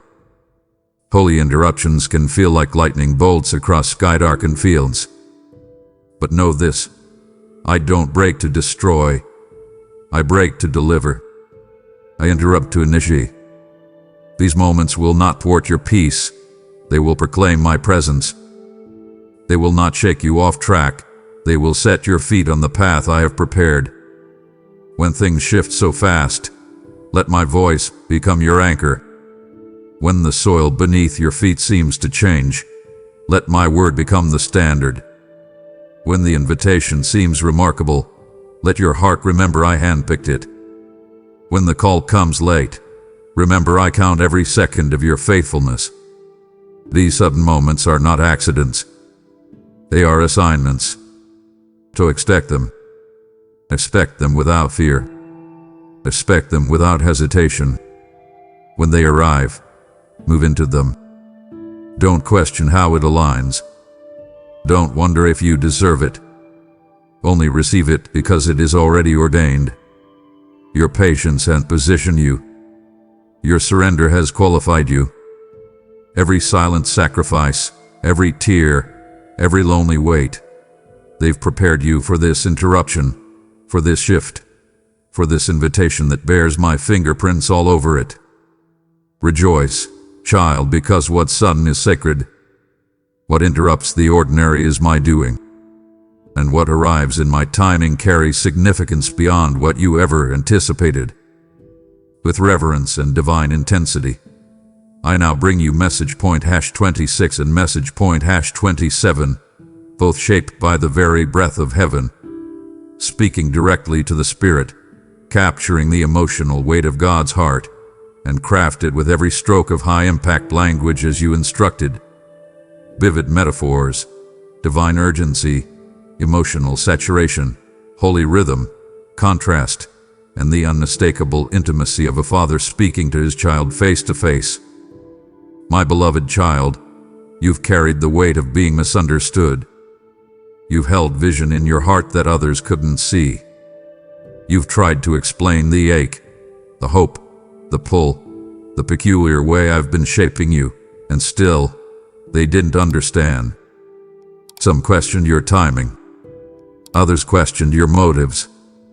And silently, you wondered if maybe you were wrong, if maybe you misheard me, if maybe this whole journey was just a mirage. But hear me now, not with your ears, but with your inner knowing. What I am doing in your life now will not need explanation. It will not be something you have to defend or decipher. It will be undeniable. There is a season for silence and a season for spectacle. There is a time for hidden preparation and a time for visible demonstration. You, my child, have endured the hidden season, where your tears watered the roots of obedience, where your choices cost you reputation, where your yes to me meant no to countless other paths. But now, I am bringing you into a time where the harvest will speak. Not your mouth. Mine. My blessing will speak. My favor will speak. My evidence will rise louder than every critic, every question, every old wound that once shouted, "You're forgotten." You won't need to validate yourself. The outcome will validate the obedience. And no man, no voice, no circumstance will be able to deny it. I am about to make your life the proof. Proof that waiting wasn't wasted. Proof that purity pays off. Proof that a hiddenness wasn't punishment, it was protection. I'm about to raise you in such a way that even your enemies will have to admit, God did this. You will walk into rooms you never campaigned for. You will sit at tables where your name was never expected. And yet, no one will be able to challenge your place, because I seated you. I didn't just prepare you for the moment. I prepared the moment for you. And the weight of my glory upon it will silence every accusation. This isn't promotion by personality. This is elevation by providence. So stop rehearsing how you'll explain it. Stop trying to prepare the perfect narrative. You don't owe anyone a storyline. You owe me your surrender. Let me do the proving. Let me be your defense. Let the fruit speak. And it will. You are entering a season where people will look at you and no longer see pain. They'll see purpose. They will not remember the waiting. They will marvel at the wonder. And it won't just bless you. It will bless them. Because when it's undeniable, it becomes contagious. Others will believe again, hope again, dream again, because they saw me be faithful to you. So rest, child. You don't need to justify what I'm doing. You only need to walk in it. The proof is coming, and it will be undeniable. My beloved, I see you. I saw you when the pressure built. I saw you when you felt like you were being pulled in 10 different directions, stretched so thin that you questioned if you'd break. I saw you when things began to fall away, relationships, comfort zones, familiar rhythms, stripped from your grasp with no warning, no explanation, no closure. I saw you when the shaking started, when the very ground beneath your feet trembled, and nothing felt steady, secure, or sacred. And even then, even in the chaos, I was not distant. I was not cruel. I was crafting. For what looked like stripping was really sanctifying.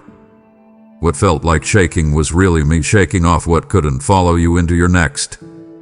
What looked like pressure was preparation. Because what's next, what's coming, will be soaked, saturated, and sealed with my glory. I didn't allow the stretching to destroy you. I allowed it to expand you. I enlarged your capacity. I dug deeper wells. I carved out space in your spirit where glory could live, where miracles could breathe. I didn't strip you to shame you. I stripped you to reveal what couldn't stay. There were things clinging to you that looked like blessings but were really burdens. Things that weighed you down, slowed you down, dulled your discernment. And I, the God who loves you with a fire that refines, I removed them not to harm you, but to honor what's inside you. Because I'm not just calling you to survive the next season. I'm calling you to carry something holy in it. And yes, the shaking came. And yes, you felt like the pieces wouldn't fit again. But child, hear me. What the enemy meant to scatter, I used to restructure. What of you didn't shatter you, it shaped you. And now, the glory that is coming won't just visit, it will rest. It won't just show up in a moment of worship, it will linger in your daily walk. Miracles won't feel distant anymore. Answers won't feel delayed. You will breathe in the presence of God as easily as air. And when you move, when you speak, when you simply show up, people will feel it. Not because of who you are, but because of what you've been through. Glory has a weight, and you've been made strong enough to carry it. So prepare, child, not out of fear, but out of awe. What's coming is weighty. Not heavy with burden, but heavy with holiness. The oil on your life is thickening. The fire on your altar is rising. And the evidence of my presence will saturate everything you touch. Where you once stretched, now you'll expand. Where you once were stripped, now you will shine. Where you once shook, now you will stand. This moment will be different. It will be drenched. It will be divine. And when it comes, you will know. Every ache, every loss, every shaking was not in vain. It was to make room for glory. And now it's here. I now continue with message point #28 and message point #29, each crafted with divine reverence, emotional intensity, prophetic weight, and stylistic fidelity to the video scripts in your knowledge base. These are not just words. These are sacred downloads, thick with high-impact language, holy rhythm, metaphor, contrast, and a personal tone that feels like the breath of God brushing the soul of one individual. Child, I saw it. I saw the moment no one else noticed. The moment you gave when you barely had anything left. The moment you encouraged others even while your own heart was breaking. The moment you stayed silent when you could have defended yourself, because you chose humility over vindication. I saw it all. The hidden obedience, the private worship, the quiet perseverance. You didn't do it for applause. You didn't do it for attention. You did it for me. And now I tell you, every secret seed is about to speak. Every small yes, every late night prayer, every whispered surrender. It's rising now like incense before me. And I will not let it go unnoticed any longer. You see, I am a just God. I don't forget the work you've done in the dark. I don't overlook the honor you've given me when it cost you the most. And while others measured you by moments of visibility, I measured you by the consistency of your secret faithfulness. The seeds you thought were buried, they were actually planted. And they've been growing. Quietly, steadily, unshakably. Now, the season shifts. And now, what was hidden will be heralded. And now, what was buried in broken soil will bloom in breakthrough. I will bring your seeds to harvest. And not just any harvest. A harvest so public that even those who doubted your devotion will have to admit, only God could have done this. But hear me, this is not about reward alone. This is about revealing. I'm not just blessing you. I'm using your story to speak. Your life will become a message. Not a sermon of perfection, but a testimony of perseverance. When people see what I do through you, they'll be reminded of what I can do through faith. Your life will echo the truth that obedience is never wasted, that integrity is never ignored, That hidden faith bears visible fruit.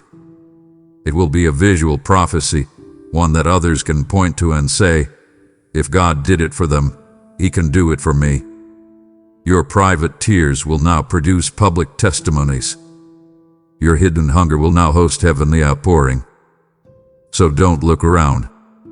Don't compare your pace. Don't question whether others are ahead. The time for fruit has arrived, and your tree will not be barren. I will cause it to bud. I will cause it to bear. I will cause it to flourish in front of the very eyes that once thought you missed your moment. Because you didn't miss it. You made it, with every seed. And I have tracked them all. None of it was lost.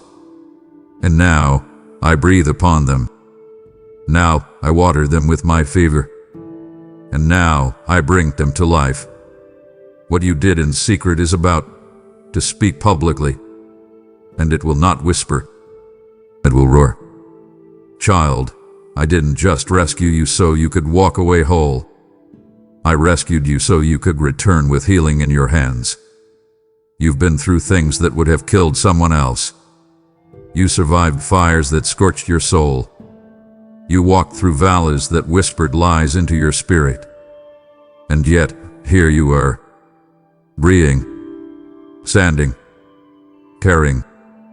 But hear me clearly, your story is not just about what you made it through. It's about what I'm about to release through you.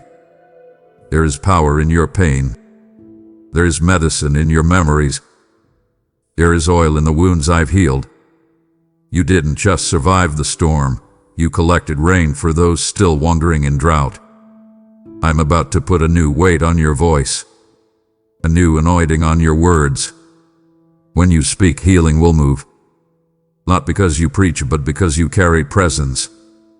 You'll walk into rooms and shift the atmosphere, not by what you say, but by what you survive. People will feel safe to open again because they see your scars, and yet, they also see your shine. You're not broken anymore, you're bridged. A bridge between desperation and destiny. A living, breathing reminder that pain is not the end of the story. That hope can rise from ash. That laughter can come from loss. You become the proof. And now I pour through you. You won't need a platform. You won't need a pulpit. Your story will preach on its own. Your joy will testify. Your strength will speak. Your peace will point to me. And people will come not because of your name, but because of your narrative. The glory on your life will say what words never could. God still heals. God still restores. God still resurrects. You are a living altar, a sanctuary with skin, a temple of transformation. And the same hand that healed you is now extending through you to touch others, to lift them, to speak into their dry bones. What you thought disqualified you has now become your ministry. So don't downplay your journey. Don't dismiss your scars. Don't hide what I healed. Testify. Let your life echo hope.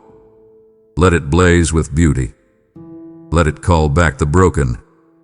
Because when I healed you, I had more than you in mind. I had them in mind, the ones you haven't even met yet. You are my chosen vessel, not only restored, released. And now, through your story, I will awaken the ones who gave up too soon. Your healing is holy, and it was never just for you. Child, listen. Listen beyond the distractions, beyond the delay, beyond the detours. This is not a message for tomorrow. It is not a promise for a vague future. It is not a hope hanging in the distance. It is now. This moment, this sacred second. This is the culmination of the waiting, the weeping, the wrestling. The words someday and maybe are no longer necessary. Because I, the God who holds eternity in his palm and your name in his heart, am declaring over your life, your time has come. You've watched others walk into their moment and wondered if yours was lost. You've clapped for their breakthroughs while wondering if you were forgotten. But child, I have not passed you by. I have not postponed your purpose. I have perfected it. I've been preparing the place, the provision, the people, and you. I wouldn't let you walk into this moment too early, because what I've arranged for you requires fullness, not fragments. It requires a healed heart, not a hurried spirit. That's why I delayed some doors. That's why I routed some roads. But it wasn't denial, it was divine design. Because now, every step forward carries a confidence not of man, but of heaven. This is your now moment, not because all things feel perfect, but because I have declared it complete. You don't need to feel ready to be ready. You don't need to see all the pieces to trust the picture. You don't need every question answered to know the author is speaking. I am your confirmation. I am your clarity. I am your yes. So take the step. Make the move. Open your mouth. Release the vision. Launch the dream. Write the song. Love again. Build again. Begin again. This time, you are not building with your own strength. You are building with mine. This isn't just a season shift. It's a soul shift. And the atmosphere is echoing with agreement. It's time. And listen, I didn't just prepare the moment for you.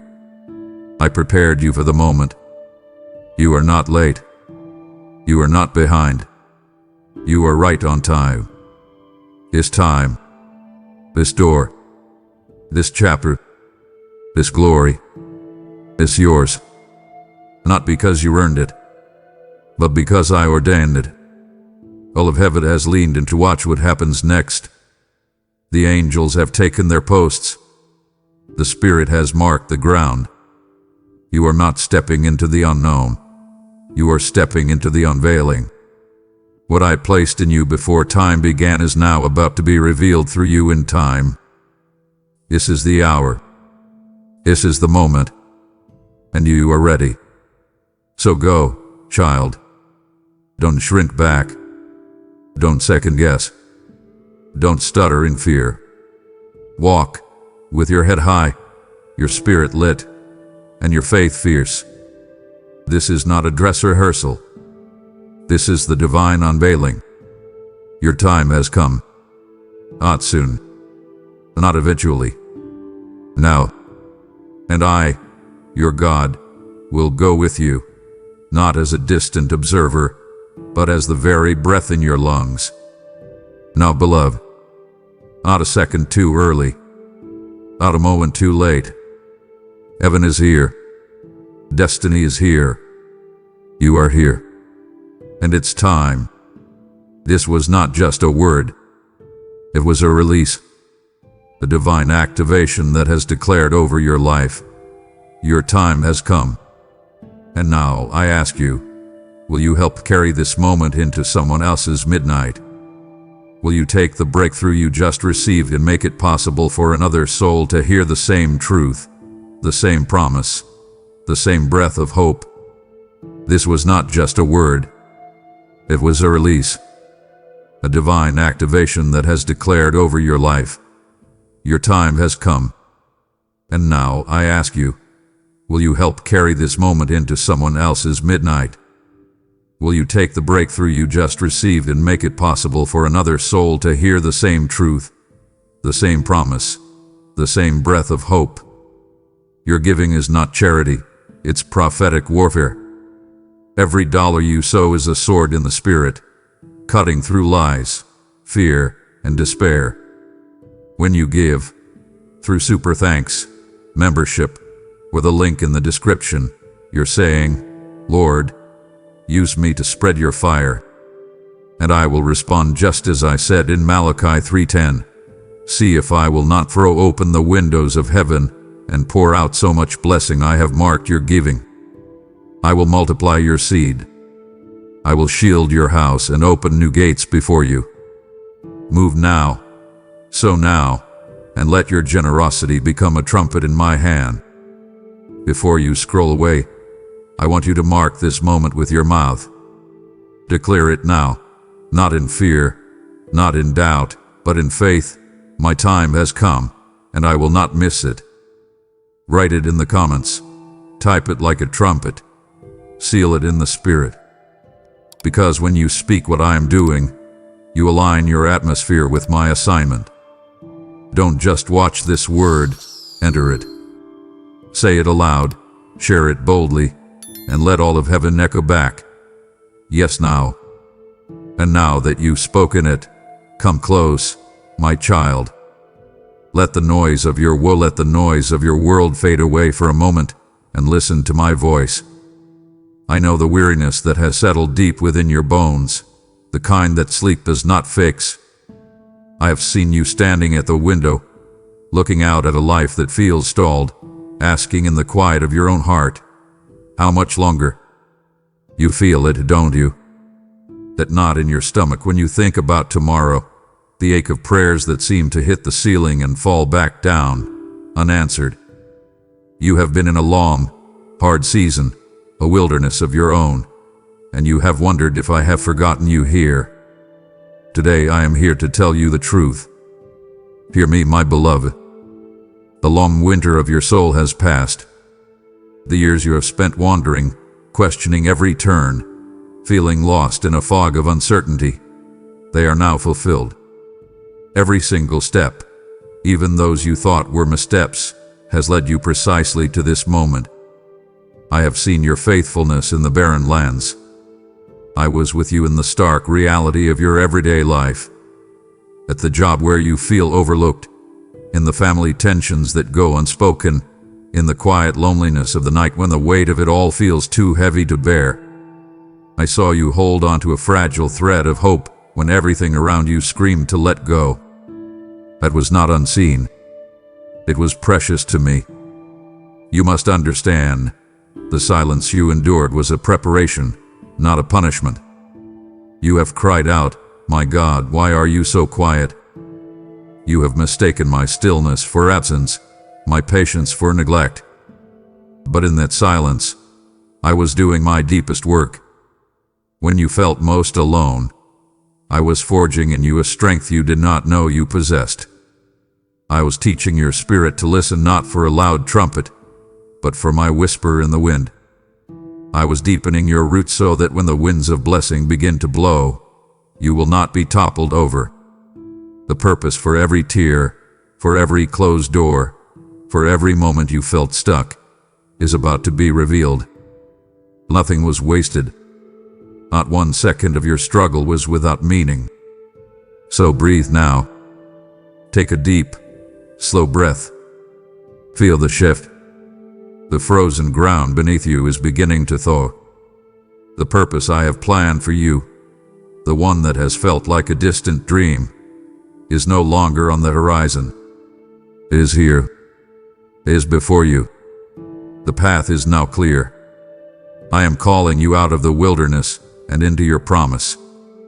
Step forth, my child. Leave the barren lands of your past behind. Shake the dust of yesterday from your feet. The promised land of your purpose is before you, and your time has finally come. My child, let's talk about the wait. I know it has been the hardest part. You have seen others move forward, their prayers answered, their ships coming in, while you felt anchored in a harbor of waiting. You have cried out to me, Lord, when will it be my turn? Did you forget the promises you whispered to my heart so long ago? You have felt behind, as if you have missed your moment. But I need you to lean in and hear this truth. My timing is not your timing, but it is always perfect. What you have perceived as a delay, I have ordained as divine preparation. Every moment you spent waiting was not a punishment. It was an act of my profound grace.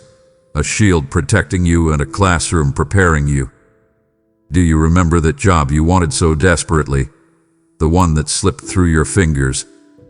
I saw the toll it would have taken on your family, the integrity you would have been forced to compromise. I protected you. Do you recall that relationship that ended, leaving you with a shattered heart?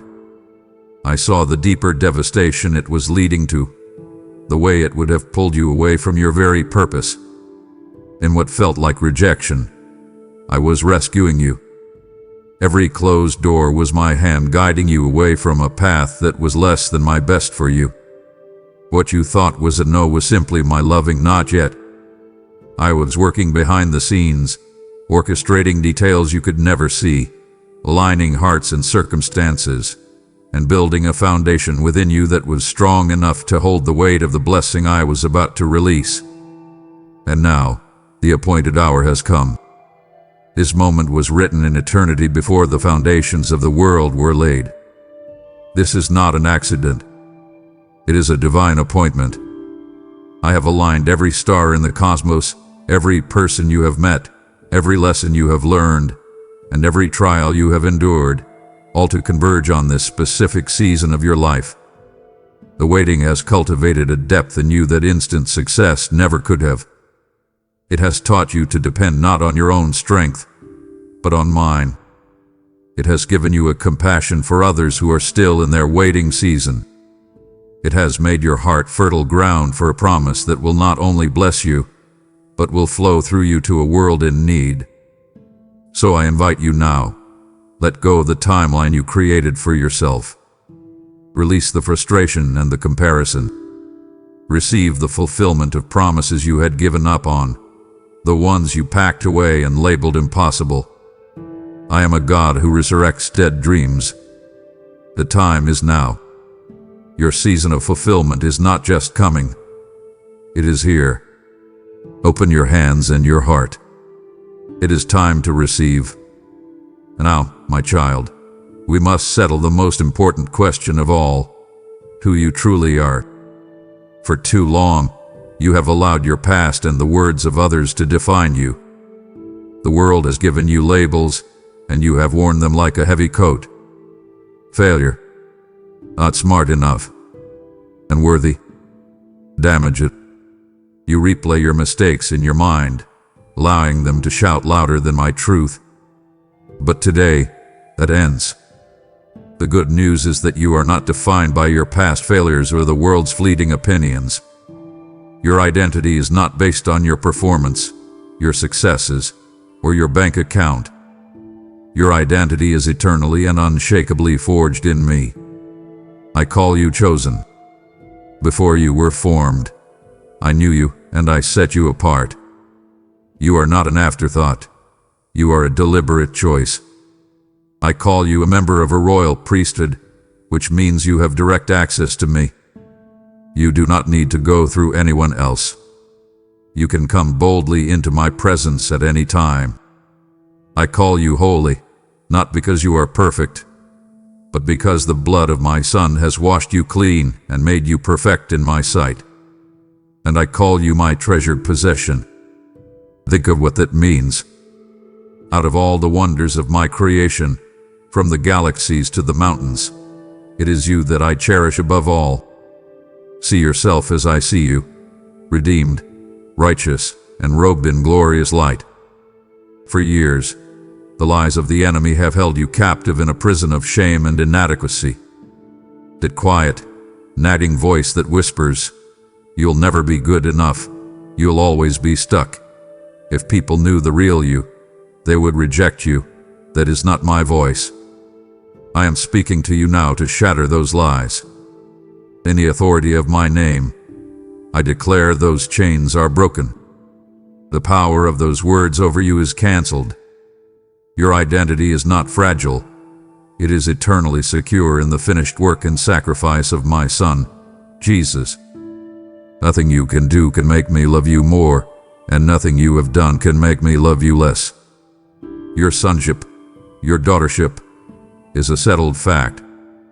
So how will you live now that you know the truth? Will you continue to cower, or will you stand tall? I invite you to walk as the child of the King, for that is who you truly are. Lift your head. Straighten your back. You are royalty. Begin to make decisions based on this truth. Speak with the quiet confidence of one who knows they are deeply and completely loved.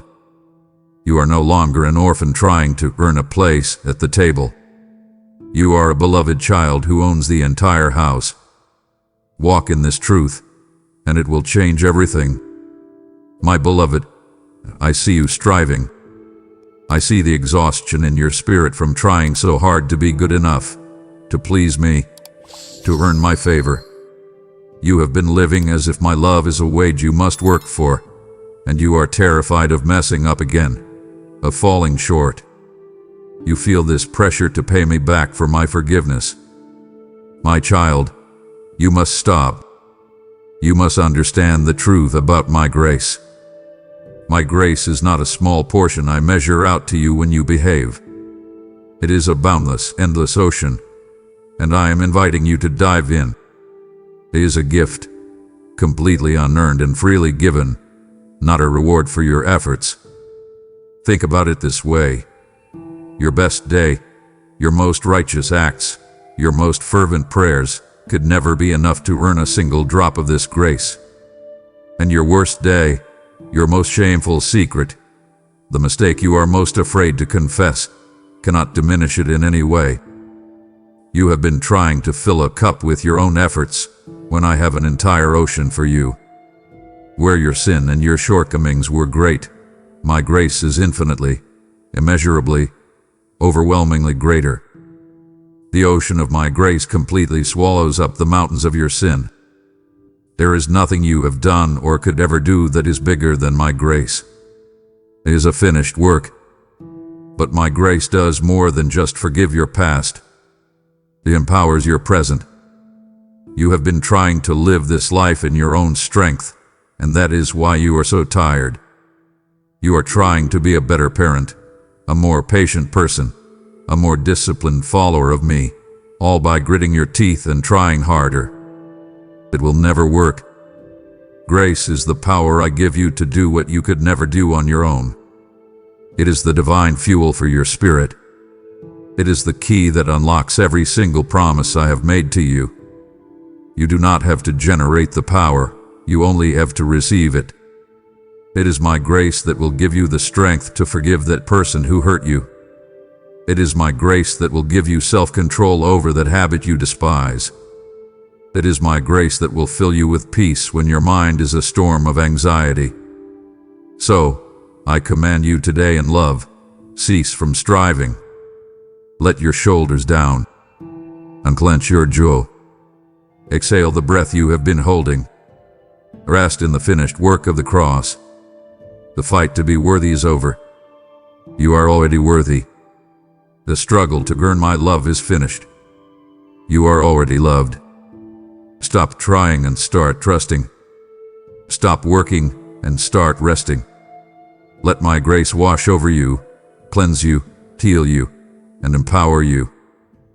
This is the secret to the abundant life I have for you. It is all of grace. Listen to me, my child. I see the anxiety that constricts your heart when the bills arrive. I hear the quiet calculations you make in the dead of night, wondering how you will make it through another month. You have been living with a scarcity mindset, a constant, low-grade fear that there will never be enough. You have been operating under a closed heaven, content with just enough to get by. But I am here today to announce a radical shift in your spiritual and natural economy. I am opening windows of heaven over your life that you did not even know existed.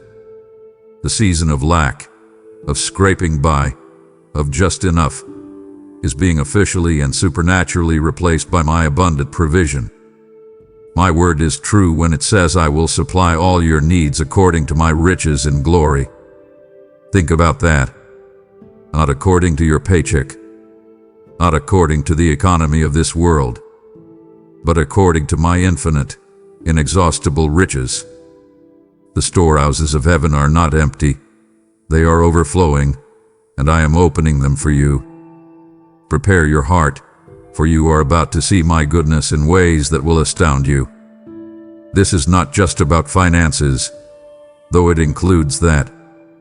I am releasing an abundance of wisdom for the complex decisions you face. I am pouring out supernatural favor that will open doors that have been sealed shut. I'm sending resources from the most unexpected people and places. I'm Jehovah Jireh, your provider. This is not just a name. It is my very nature. I do not react to your needs as they arise. I have already foreseen every single one. The provision for the need you will have next year is already set aside for you. Your part is not to figure everything out. Your part is not to worry and strive. Your part is to walk in faith, trusting that I am who I say I am. I am breaking the spirit of poverty off of your mind and your bloodline. I am replacing the spirit of fear with a spirit of abundance, a spirit of faith that knows your Father is good and He delights in giving good gifts to His children. But you must understand the purpose of this blessing. I am not blessing you so you can simply hoard it and live a life of comfort. I am blessing you to be a blessing. I am making you a conduit of my resources in the earth. Your hands will become my hands to feed the hungry.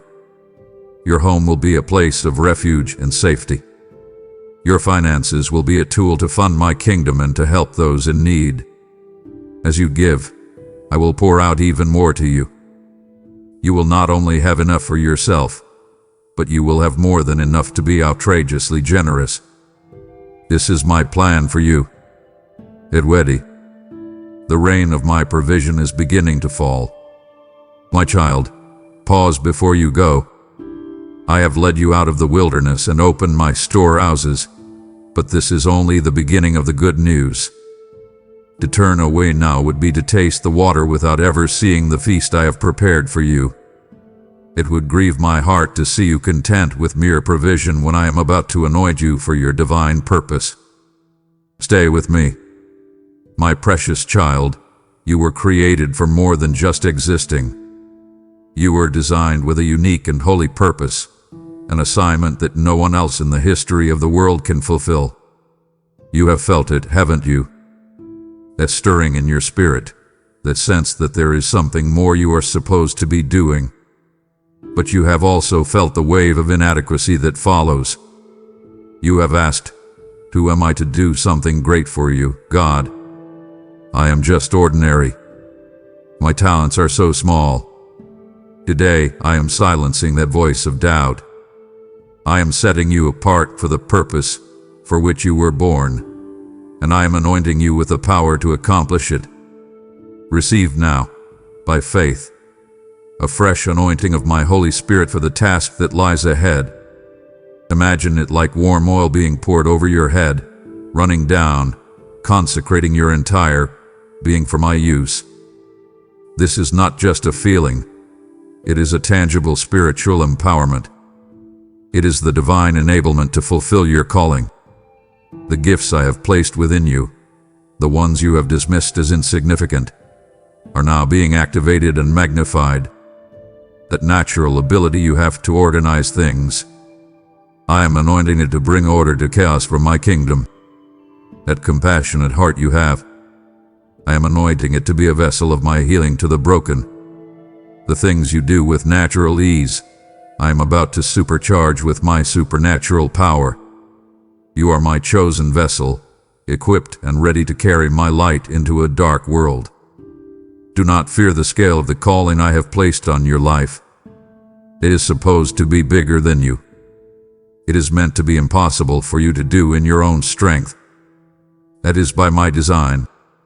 I do this so that when you succeed, and you will succeed, there will be no question that it was my strength made perfect in your weakness. Your weakness is not a disqualifier. It is the very stage upon which my power is most brilliantly displayed. Your qualification does not come from your resume or your abilities, that comes from my calling and my anointing. When I call, I also equip. When I send, I also empower. The works I have prepared for you to walk in are now laid before you. You are not stepping out into an empty void, hoping to find your way. I have gone before you. I have prepared the path. I have arranged the divine appointments. Your part is not to create the opportunities, but to walk through the doors I open. Your part is to say yes to my Spirit's leading, even when it feels intimidating. Take the first step. The grace and power you need will meet you there. This is your time. Step into your anointing. Walk in your purpose. The world is waiting. My child, I want you to be completely still for a moment. I want you to feel the weight you have been carrying. Not the physical weight of your daily tasks, but the invisible weight. The spiritual chains that have been passed down through your family line. You have seen their effects. You have felt their pull. The persistent spirit of anxiety that seemed to grip your mother. The recurring pattern of financial struggle that frustrated your father. The subtle undertone of melancholy or anger that has always been present in your family. You have seen these things, and you have secretly feared that they are your inescapable destiny. You have fought against them, but they feel like a current pulling you back into the same struggles. I am here today to declare a truth that will change your entire bloodline forever. The generational curses that have ensnared your family are now broken. The spiritual inheritance of your earthly family is being overwritten by the spiritual inheritance of my heavenly one. That old current is cut off. You are the beginning of a new lineage, one defined by my blessing, not by past bondage. Now, let's speak about the chains you have forged yourself, the ones you wrestle with in the quiet moments. Let's name them, you and I. The chain of addiction, that habit you return to in secret, the endless scrolling on your phone that numbs your mind, the substance, the thought pattern that offers a moment of relief but leaves you in deeper shame. I see it, and I am not condemning you, I am freeing you. I also see the cold, heavy chain of fear. It's the fear that whispers, what if you fail? Every time you have a new idea. It's the fear that keeps you in a job you hate because you are terrified of the unknown. It's the fear of being vulnerable, of truly being seen. And I see the chain of anxiety, that constant, frantic energy that buzzes beneath the surface of your day, stealing your peace and robbing you of the joy of the present moment. Hear the sound, my beloved. It is the sound of my voice shattering those chains into dust. Right now, their power over you is being destroyed. My word declares a foundational truth for you. Whom the sun sets free is free indeed. I want you to absorb the power of that statement. It does not say partially free. It does not say free on good behavior. It says free indeed, completely, totally, and eternally free. This is your new legal standing. Imagine a prisoner who has been given a full and irrevocable pardon by the king. They are free to walk out of the prison cell, not on probation, but as a cleared citizen. That is you. The enemy, the accuser, will try to rattle the old chains. He will whisper that you are still a prisoner, that you will eventually go back to the same old patterns. You must now stand in the authority I have given you and declare your freedom. It is a finished work. You are not fighting for freedom. You are living from a place of freedom. The prison door is open. Walk out and do not look back. The spiritual strongholds in your mind, those well-worn paths of thinking that lead you back to the prison, are being torn down. I am releasing you from the heavy burden of past hurts and unforgiveness. I am giving you the supernatural power to release those who have wounded you, not for their sake, but for yours, because I want you to be light and unburdened. Your spirit is now unbound. It is time for you to learn how to soar. My precious child, we have spoken of breaking chains, but now we must speak of the place where those chains were forged, your mind. The greatest battles you have faced have not been in your circumstances, but in your thoughts. Your mind has been a battlefield, and you are weary from the conflict. You know the struggle well, the endless loop of negative thoughts, the constant worrying about a future you cannot control, the tendency to imagine the worst-case scenario in every situation. This internal chaos has exhausted you, making it nearly impossible to believe the good news I am speaking to you. But today I am giving you a most powerful gift, the gift of a renewed mind. I am intervening in the battle. The war for your mind has already been won, and now I will teach you how to live in that victory. Imagine your mind is a garden. For a long time, the enemy had been allowed to sow weeds of fear, doubt, self-hatred, and hopelessness. You have tried to fight them, but they grow back, choking out the truth. Today, I am coming into your garden as the master gardener. With the pure water of my word, I am washing your mind. I am gently but firmly uprooting the weeds of despair that have taken hold.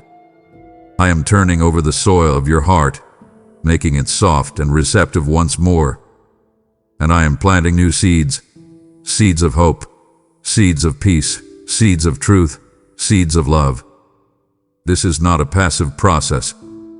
You must partner with me. You are the gatekeeper of your garden. You must learn to guard your mind with all diligence. You are careful about what you feed your body. You must become even more vigilant about what you feed your mind. This is what it looks like in your daily life. When the thought attacks you, this will never work out. You are going to fail. That is a weed. You must not allow it to take root. You must actively uproot it and plant my truth instead. I can do all things through Christ who strengthens me. My God is making a way for me. When the anxious thought comes, imagining a terrible future scenario, you must take that thought captive. You must refuse to entertain it. You must declare, I will not build a future out of fear. I will trust in the good plans my Father has for me. This is not just positive thinking. This is spiritual warfare, my child. It is actively replacing lies with truth. I am giving you the divine power to cast down every argument and every imagination that tries to exalt itself against the knowledge of who I am and who you are in me. I am giving you the authority to change the channel in your mind. You will stop listening to the station of fear and anxiety and tune into the frequency of my spirit, which broadcasts peace and truth. You will begin to think with a clarity and wisdom that can only come from heaven, and this renewed mind will become the fortress that protects your peace and your purpose. My child, for too long you have walked in isolation, or worse, in the company of people who have drained the very life from your spirit. You know the relationships I am talking about. The ones that leave you feeling smaller, more anxious, or more insecure after you have been with them. The friendships where you feel you must constantly perform or pretend. The connections where your faith is subtly mocked, or your dreams are met with cynicism. You have tolerated these because you have feared being alone. But your season of walking alone, and your season of walking with the wrong people, is over. As an act of my fierce love for you, I am personally curating your relationships. I am a divine gardener, and I am pruning away the branches that are not bearing fruit in your life, so that you can flourish. Hear me. I am removing those who hinder your calling. This may be uncomfortable for a season. It may involve a painful letting go. But trust my hand. It is not an act of judgment against them. It is an act of protection for you and the sacred purpose I have placed on your life. And in the space that is created, I am bringing forth covenant relationships. These are not friendships of convenience. These are divinely orchestrated connections designed to support and sharpen you. I am bringing people into your life who will see the gold in you that I see. They will celebrate your victories as if they were their own. They will speak the truth to you with unwavering love, even when it is hard to hear. They will contend for you in prayer when you do not have the strength to pray for yourself. You have longed for people who get it, and I am leading you to your tribe. Be watchful, for these divinely appointed helpers will appear in the most unexpected ways.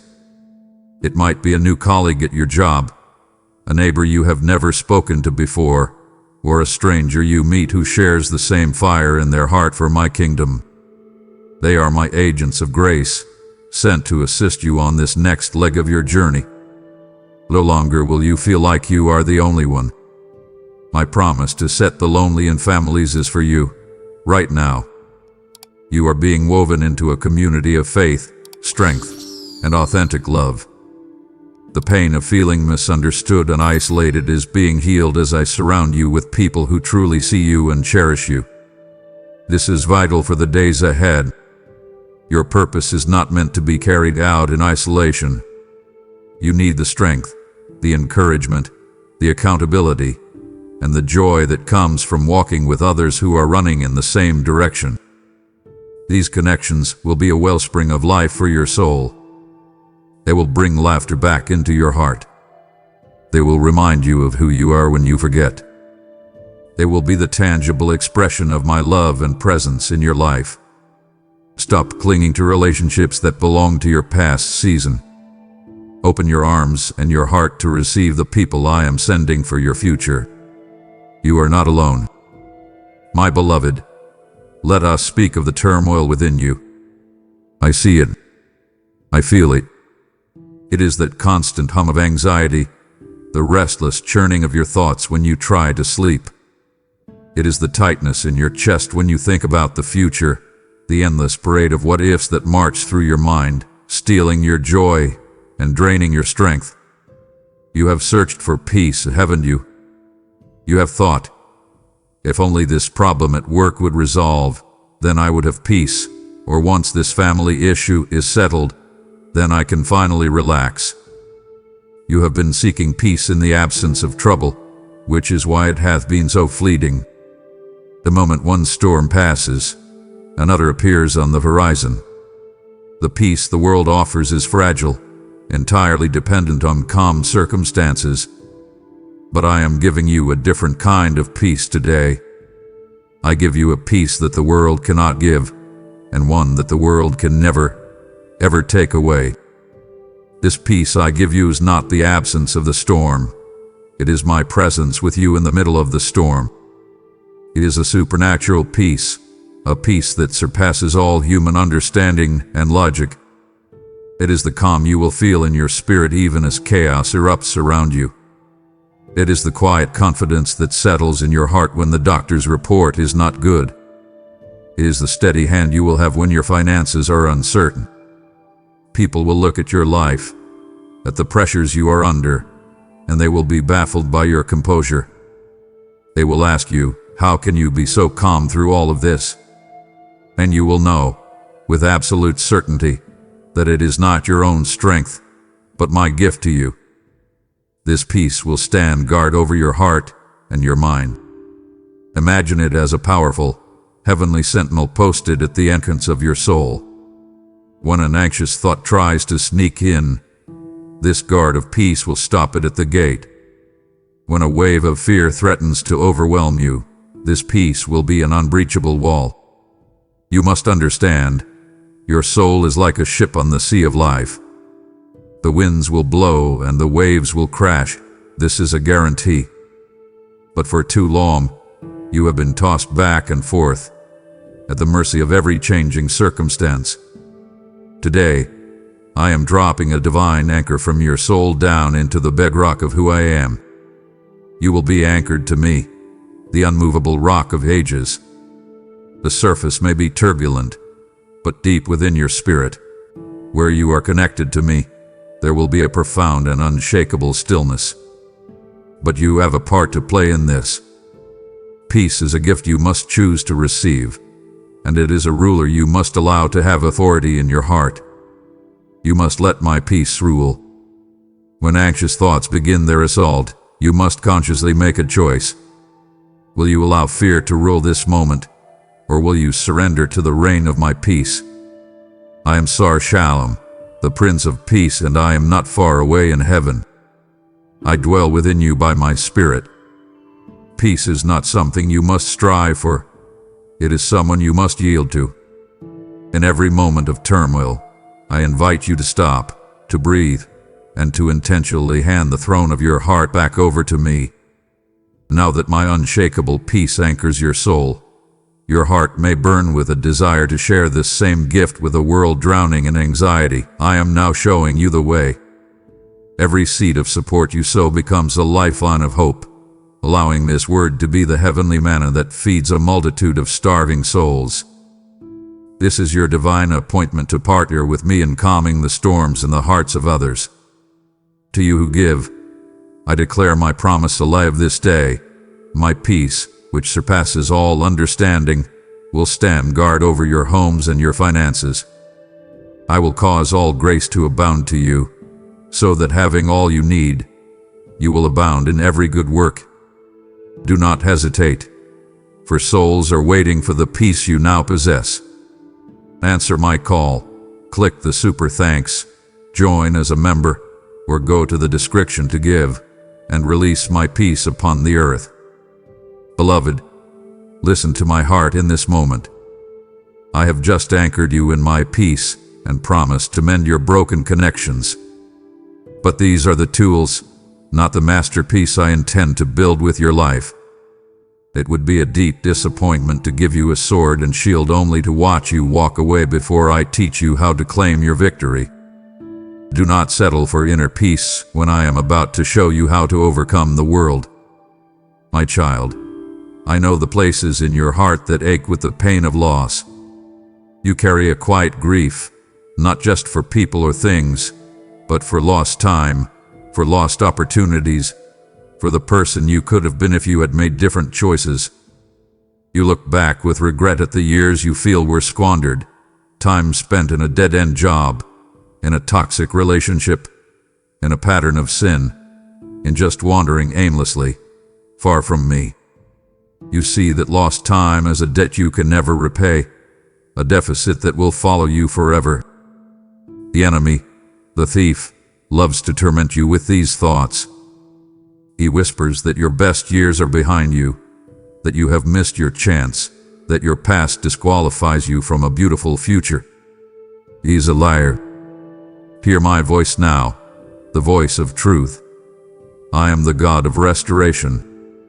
It is my very nature to take what is broken, what is lost, and what is dead, and restore it to a beauty and glory greater than it had before.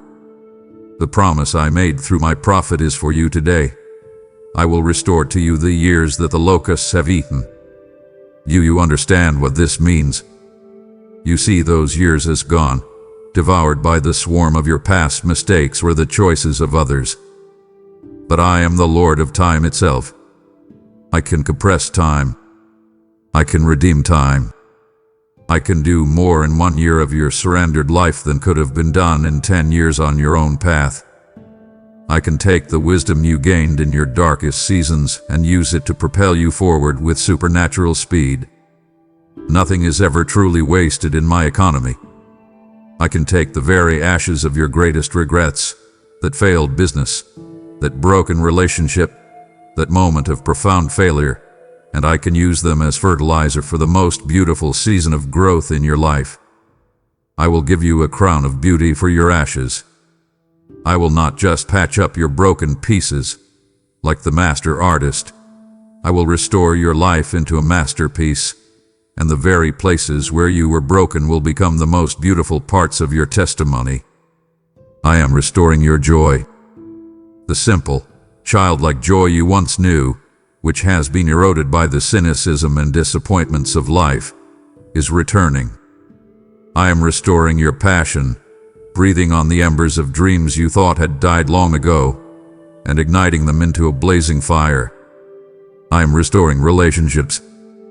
You have rifts with family members, friendships that ended in bitterness, and you have given up hope for them. But I have not. I am the God of reconciliation. I am at work, softening hearts, preparing the way.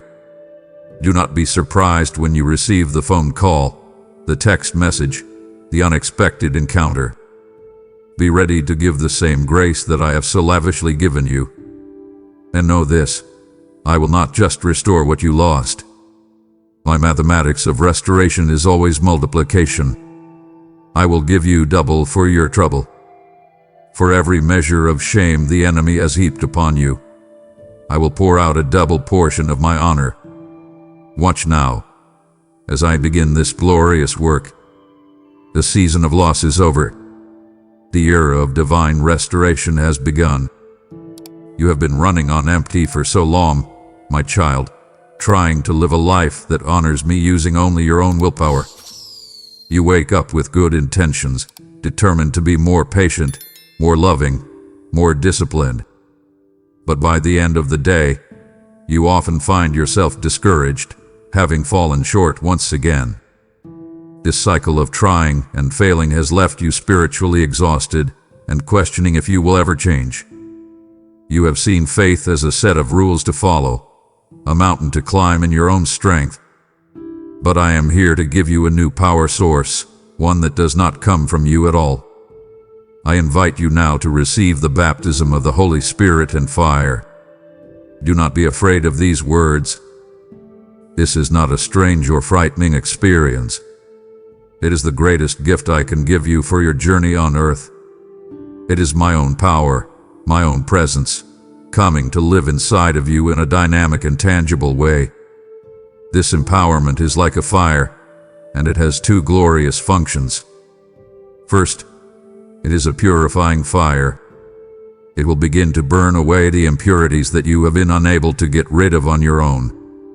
It will consume the selfish motives, the hidden pride, the secret compromises, the roots of bitterness. This is not a painful process of judgment. It is a liberating process of cleansing. It is my love, in its most intense form, making you holy as I am holy. But it is also an igniting fire. It will set your heart ablaze with a passion for me and for the things of my kingdom that you have never known. The spiritual apathy you have struggled with will be consumed by this fire. The feeling of faith being a duty will be replaced with the feeling of faith being a delight. This fire will transform your have to into a get to. You will be filled with a new, divine energy, a holy enthusiasm for the life I have called you to. With this fire comes a boldness you have never possessed. You have been timid about your faith, afraid of what people might think, hesitant to speak my name. This fire will burn that fear of man right out of you. You will find yourself speaking my truth with a loving confidence that will surprise even you. It will not be arrogance. It will be the natural overflow of my spirit within you. You will begin to operate not in your own limited strength, but in the unlimited power of my spirit. You will find yourself able to love the people you thought were unlovable. You will have a supernatural strength to resist the temptations that once defeated you. You will speak with a wisdom that did not come from your own education or experience. This is the evidence of my Spirit's fire at work in you. It is the power to live the life I have called you to, a life that is impossible in your own strength. This is not just for a special few. This gift is for you. Open your heart and receive it now. Ask me to fill you, to baptize you in my Spirit and fire. Your life of struggle is over.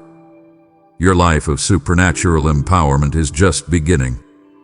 My child, you have seen yourself as a pawn on the chessboard of life, moved about by circumstances, a victim of the choices of others and the attacks of the enemy. You have prayed passive prayers, hoping that things might change, feeling powerless against the tide of negativity and darkness. Today, I am giving you a radical shift in your identity and your perspective.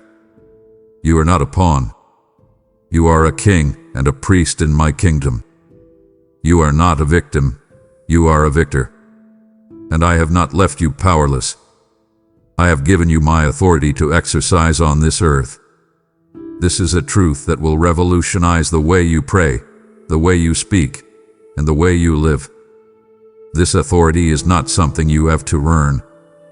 It has been given to you as a gift because you are in my Son, Jesus.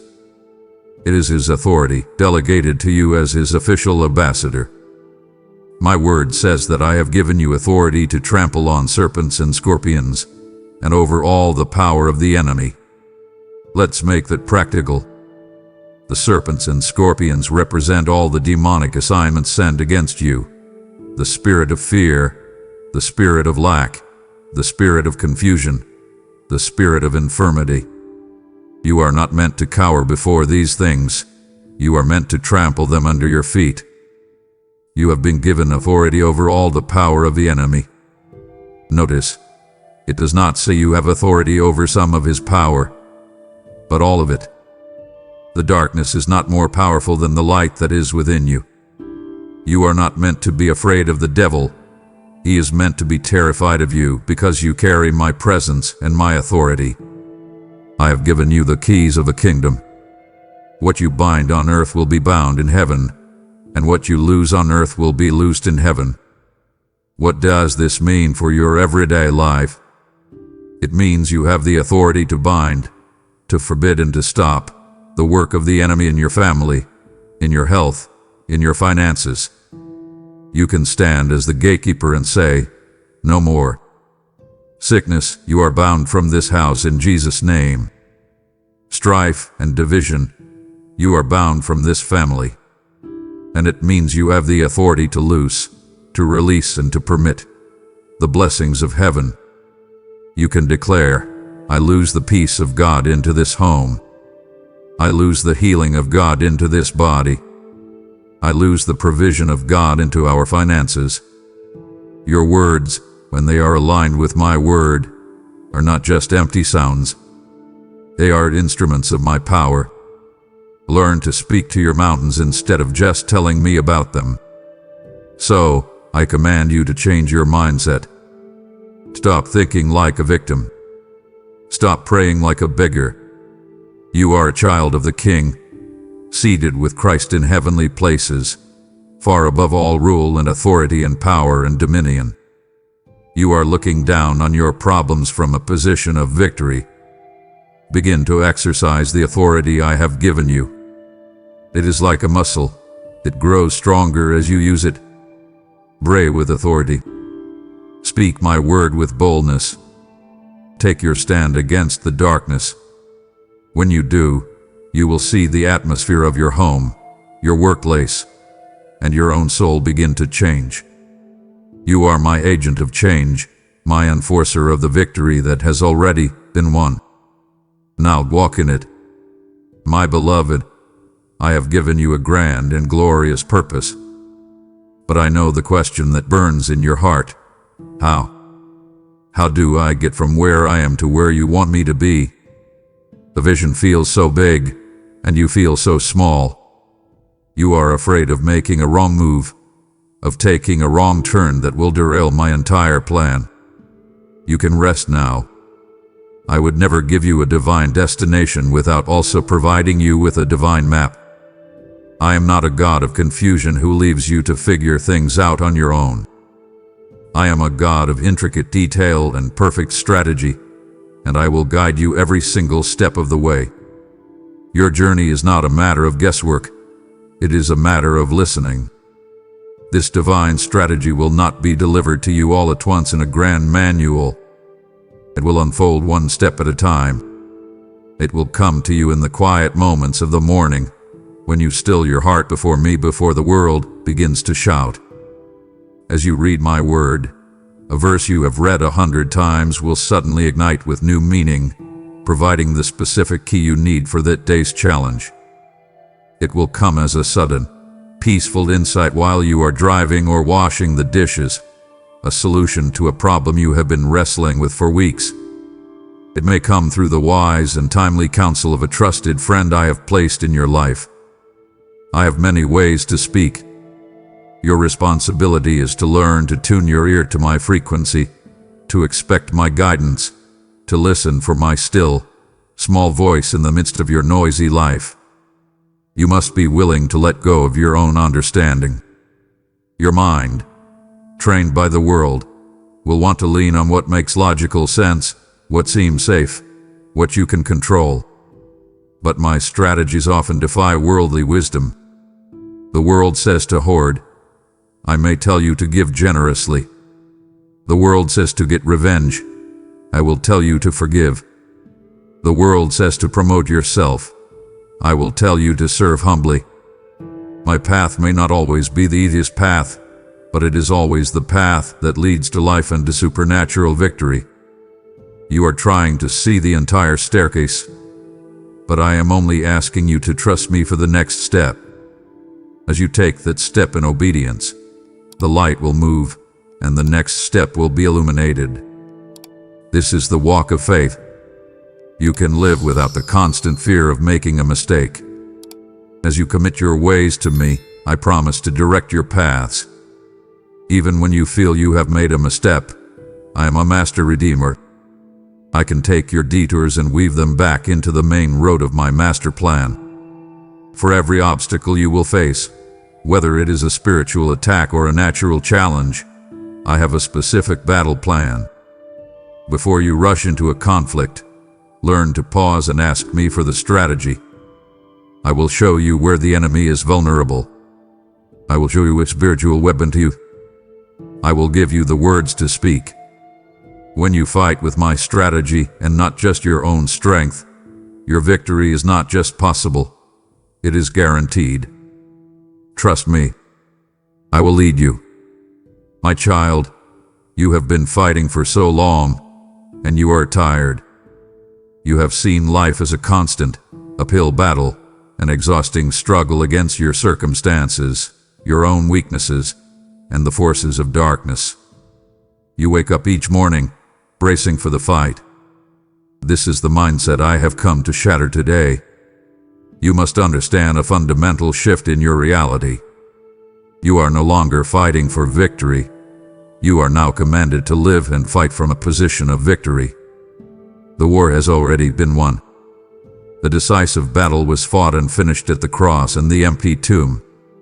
My son's final words, "It is finished," were not a cry of defeat, but the ultimate declaration of triumph. The outcome of your life story is not in doubt.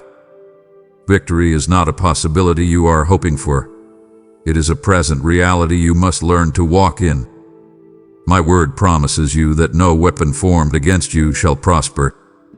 I want you to read those words again and let them sink deep into your spirit. Notice, I did not promise that weapons would not be formed.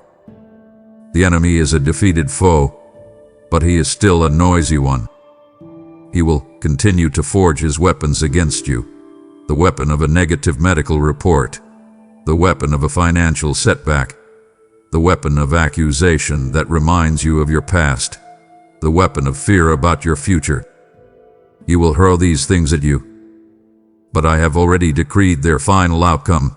They will not prosper. They will not achieve the purpose for which they were sent. The arrow may be fired, but it will fall harmlessly at your feet. The sword may be drawn, but it will find no purchase because I am your shield, your armor, and your impenetrable fortress. You are more than a conqueror through him who loves you. Let me explain what this means. A conqueror is a soldier who endures a brutal, uncertain battle and, through strength and struggle, finally achieves victory. But to be more than a conqueror means you have been credited with the victory of a battle you did not have to fight. My son fought the battle on your behalf. He faced sin, death, and hell, and the Oru defeated them. Now, he has given you his victory as your inheritance. Imagine a championship team that is already ahead by an insurmountable score in the final moments of the game. They are not playing with anxiety or desperation. They are playing with the joy and confidence of a victory already secured. This is how I want you to live. The battle belongs to me. You have been trying to fight with your own limited strength. I am commanding you now to lay down your weapons of human effort. Your part in the battle is to stand still, to stand firm in your faith, to lift your hands in praise, and to watch the salvation I will bring about for you. When you praise me in the face of your giant, you confuse the enemy and invite my power to fight on your behalf. Cease striving. Your victory is not a future hope. It is a present possession. Stay with me now. Do not turn aside. We have spoken of your personal victory, but my heart yearns for you to know the profound joy of becoming a river of my love to others. To take this victory and keep it only for yourself would be to misunderstand the very reason I gave it. It would grieve my spirit to see you become a stagnant reservoir when I have created you to be a life-giving river. Let me show you how your life will now bring healing to the nations. My beloved, I am teaching you a new language. It is the native tongue of heaven, and it is the key that unlocks the fullness of my blessing in your life. It is the language of a thankful heart. For so long, your default language had been one of worry or complaint. It is the natural tendency of the human heart to focus on the one thing that is wrong instead of the 99 things that are right. You have allowed the weight of your problems to silence the song of your gratitude. This has not only robbed you of joy, but it has also hindered the flow of my power.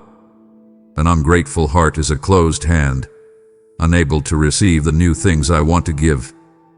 Today, I am changing the default soundtrack of your soul. I am placing a new song in your mouth, a song of thanksgiving, and as you learn to sing it, you will see your world transform. Gratitude is one of the highest forms of faith. When you thank me for my goodness in the middle of a difficult circumstance, you are making a powerful declaration. You are saying, I do not see a way, but I thank you that you are the waymaker. I do not feel provided for, but I thank you that you are my provider. I feel afraid, but I thank you that you are my protector. This act of thanksgiving, especially when it is a sacrifice, realigns your perspective with heaven's reality. It lifts your eyes off the size of your mountain and onto the size of your God. And it does something powerful in the spiritual realm. It opens the floodgates for my blessings to be released. Complaining and worry are static that disrupts your connection to me. Gratitude is the clear frequency that allows my power and peace to flow into your situation. I am calling you to cultivate a heart that gives thanks in all circumstances. Notice, I did not say you must be thankful for all circumstances. You do not need to thank me for the sickness, for the betrayal, or for the pain. But in the midst of those very trials, you can find something to be thankful for. You can thank me that I will never leave you nor forsake you. You can thank me that I am working all things together for your good. You can thank me that your present suffering cannot be compared to the glory that will be revealed in you. This discipline of finding the gratitude in the grief is what will keep your heart soft and your faith strong. I want you to begin to build a memorial of my faithfulness. Take time today to remember, to write down, to speak out loud all the times I have come through for you in the past. Remember the healed sickness, the bill paid at the last minute, the peace that came in the storm.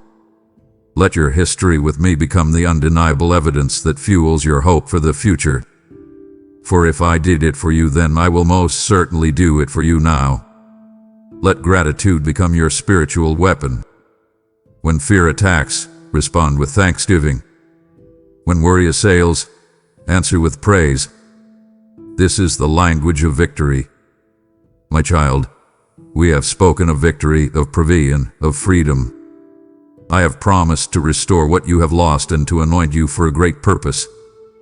These are glorious truths, and they are all for you. But now I must tell you the deepest secret, the very center of all my promises, the ultimate reason for everything I am doing in your life. Do not mistake the gifts for the giver. The greatest blessing, the most profound good news, the ultimate prize is not what I can give you.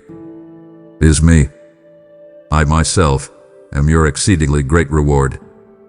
All the other blessings are just signposts pointing you down the road to a deeper, more intimate communion with my heart.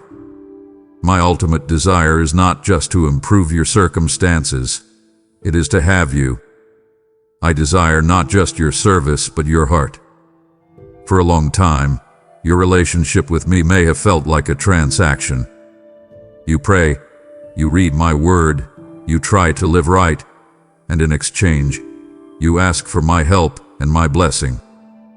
While I delight in your prayers and your obedience, I am inviting you into something so much deeper. I am not looking for employees to work in my kingdom. I am longing for sons and daughters to share my home. You can spend your entire life doing things for me and never truly take the time to simply be with me. I want to be more than your God, your Lord, and your provider. I want to be your closest friend, your confidant, the love of your soul. I want to walk with you in the cool of the day, as I did with Adam. I want to share the secret counsels of my heart with you, as I did with Abraham. I want you to know me, not just know about me. You have been chasing joy in so many other things, in achievements, in relationships, in acquiring things. And the joy is always fleeting, always leaving you thirsty for more. That is because your heart was created for one ultimate joy, and that is the joy of my presence. In my presence, and only in my presence, is the fullness of joy. It is not a partial joy or a temporary happiness. It is a deep, abiding, soul-saturating joy that is completely independent of your circumstances. As you learn to prioritize simply being with me, not to get something from me, but for the sheer delight of my company, you will find the wellspring of joy that your soul had been thirsting for its entire life. So I am inviting you, come away with me, my beloved. Step away from the noise of your phone, the demands of your schedule, the clamor of the world. Find a quiet place, even if it is just for a few moments. Still your heart, and just be with me. Let me pour my love on you. Talk to me as you would a trusted friend. Listen for my gentle whisper. This communion, this intimate friendship, is the source from which every other blessing flows. When your first desire is me, all these other things, the peace, the provision, the purpose, will be added to you without the anxious striving. This is what you were created for. Come home to my heart. My child, as you step into this new season of blessing and purpose, you must understand that the enemy's primary strategy against you will now shift. He can no longer hold you with the old chains of shame and condemnation, so his new tactic will be one thing: distraction. He will do everything in his power to get you to take your eyes off of me and your calling. He will tempt you not just with evil things, but with good things that are not the God things I have for you. Your greatest battle in this next season will be the battle for your focus. Therefore, hear my command. Set your eyes upon Jesus, who is the author who began this good work in you, and the finisher who will see it through to completion. Your ability to fulfill your destiny is directly tied to your ability to remain focused. The distractions will come at you from every angle. There will be the distraction of comparing your journey to the journey of others. You will look at their lives and begin to doubt the path I have you on. This is a trap designed to breed discontent and envy. There will be the distraction of getting entangled in worldly arguments, controversies, and offenses that drain your spiritual energy and bear no eternal fruit. There will be the distraction of chasing after success or wealth for its own sake, allowing the blessing to become more important to you than the blesser. There will be the distraction of dwelling on old hurts, replaying offenses in your mind, which will pull you back into a prison of bitterness. You must become a ruthless guardian of your focus. The path of your purpose is straight, but it is also narrow. There are many enticing beaters on the left and on the right. You must keep your eyes looking straight ahead. This will require you to learn the holy discipline of pruning. A wise gardener knows that for a plant to produce the best fruit, some branches must be cut away. Not because they are bad, but because they are draining energy from the main purpose of the plant. Look at your life, your schedule, your habits, and your relationships. Prayerfully ask my Spirit to show you what needs to be pruned. What activities are you engaged in that are simply filling time but not fulfilling your purpose? What relationships are consistently pulling you down or away from me? You must be willing to make hard choices, to say no to even good opportunities so you can give your full yes to the best I have for you. A cluttered life is a powerless life, but a life that is focused on the essential things becomes a channel of immense power. A magnifying glass can take the diffuse rays of the sun and focus them to a single point, creating a fire. Your life is that magnifying glass. When your time, your energy, and your love are focused on me and the specific calling I have for you, you will set the world ablaze. Do not let your great yes be compromised by 1,000 little yesies. In the end, only one thing is truly necessary: to sit at my feet, to know and love me, and to fulfill the assignment that flows from that love. Make that your unwavering focus.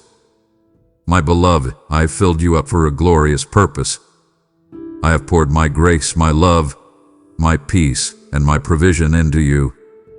But it was never my intention for you to become a stagnant reservoir. You have been blessed to be a blessing. You have been filled to overflowing so that you can become a source of life for a dry and thirsty world. My promise to you is this: out of your belly, out of the deepest part of your inner being, shall flow rivers of living water. This is my Holy Spirit within you, and He is not a still, quiet pond. He is a mighty, rushing, life-giving river, and He is meant to flow out of you to touch everyone you meet. You must now shift your thinking from merely being a container of my blessing to being a conduit of it. The fundamental principle of my kingdom is that everything is activated by giving it away. If you want more love, give love away. If you want more joy, bring joy to others. If you want more encouragement, encourage someone else. The same is true for my presence. If you try to hoard the blessings and the presence I have given you, if your faith becomes entirely self-focused, your spirit will become like a stagnant pond. But the moment you begin to pour out what I have poured into you, I will open the heavens and release a fresh flow into your life. You cannot outgive me. The more you pour out, the more I will pour in. I am calling you to be a well, not a reservoir. A reservoir holds a limited amount of water, and if it is not refreshed, it can grow stale. But a well is connected to a deep, underground spring, an inexhaustible source. As water is drawn from the well, fresh, clean water from the spring immediately rises to take its place. I am your eternal, inexhaustible spring. Do not be afraid of running dry. The more people draw from you, the fresher the flow of my spirit will be in your own life. Look around you, my child. See the spiritual and emotional drought in the world. People are thirsty. They are thirsting for hope, for peace, for kindness, for a touch of the authentic reality of who I am. I have made you a solution. You do not need a title or a position to do this. As you go about your ordinary day, you carry this river of life within you. When you walk into your workplace, a place perhaps filled with stress and negativity, my spirit flowing from you can change the very atmosphere. When you have a conversation with a discouraged neighbor, a simple word of hope you speak will be like a cup of cold water to their weary soul. When you pray for a sick friend, you are releasing the healing flow of my river. Your life is destined to make the desert places around you bloom with life. This is the great adventure I have called you to. It is the joy of partnership with me. Stop focusing only on receiving. Turn your focus outward. Ask me each day, Lord, who can I be a river of life to today? Then, watch in amazement as I use you to bring my healing and hope to the world. My child, for a long time you have felt ordinary, and at times, even invisible. You have looked at your life and wondered if it makes any real difference. You see others with loud gifts and prominent platforms, and you have retreated into the shadows, believing your life is too small to have a significant impact. Hear me now. The season of you living in the shadows is over. I am commanding you to arise and to shine, for your light has not just arrived. My glory, the very essence of my presence, has risen upon you. This is not a light that you must struggle to generate through your own efforts. It is a reflection of me. You are the moon, and I am the sun. You have no light of your own, but as you turn your face toward me, you will become brilliantly illuminated, and you will shine my light into the darkest corners of the world. You must understand what this glory looks like in your everyday life. It is not a mystical halo or a strange glow. My glory is my character made visible through you. When you respond with patience to your child who is testing your limits, you are radiating my glory. When you choose to speak a word of encouragement to a coworker who is struggling, instead of joining in the office gossip, you are shining with my glory. When you show undeserved kindness, when you maintain your integrity under pressure, when your heart breaks for the things that break my heart, that, my beloved, is my glory, being put on display through your ordinary life. You have been waiting for a grand stage, but I have been waiting for you to realize that your daily life is the stage. Your home, your workplace, your neighborhood, these are the places I have assigned you to shine. This radiance is not something you can manufacture. It is a byproduct of intimacy with me. It is the undeniable result of spending time in my presence. Do you remember how my servant Moses had to veil his face because it shone with a heavenly light after he had been with me on the mountain? That was not his light. It was my residue upon him. In the same way, as you prioritize being with me, not just reading about me or talking about me, but truly communing with me in the secret place, my very presence will begin to cling to you. People who do not even know me will sense something different about you. They will be drawn to the peace in your eyes, the joy in your spirit, the quiet strength in your demeanor. They will not be able to explain it, but they will be drawn to the light. The purpose of this light is not to bring attention to you, but to point everyone who sees it back to me, the source. Your transformed life will become the most powerful sermon you could ever preach. It will be a living, breathing testament to my goodness, my mercy, and my power. Stop trying to be small. Stop hiding your light. I have placed you as a city on a hill, and a city on a hill cannot be hidden. It is your time to shine. You have heard my call to arise and shine, for my glory has risen upon you.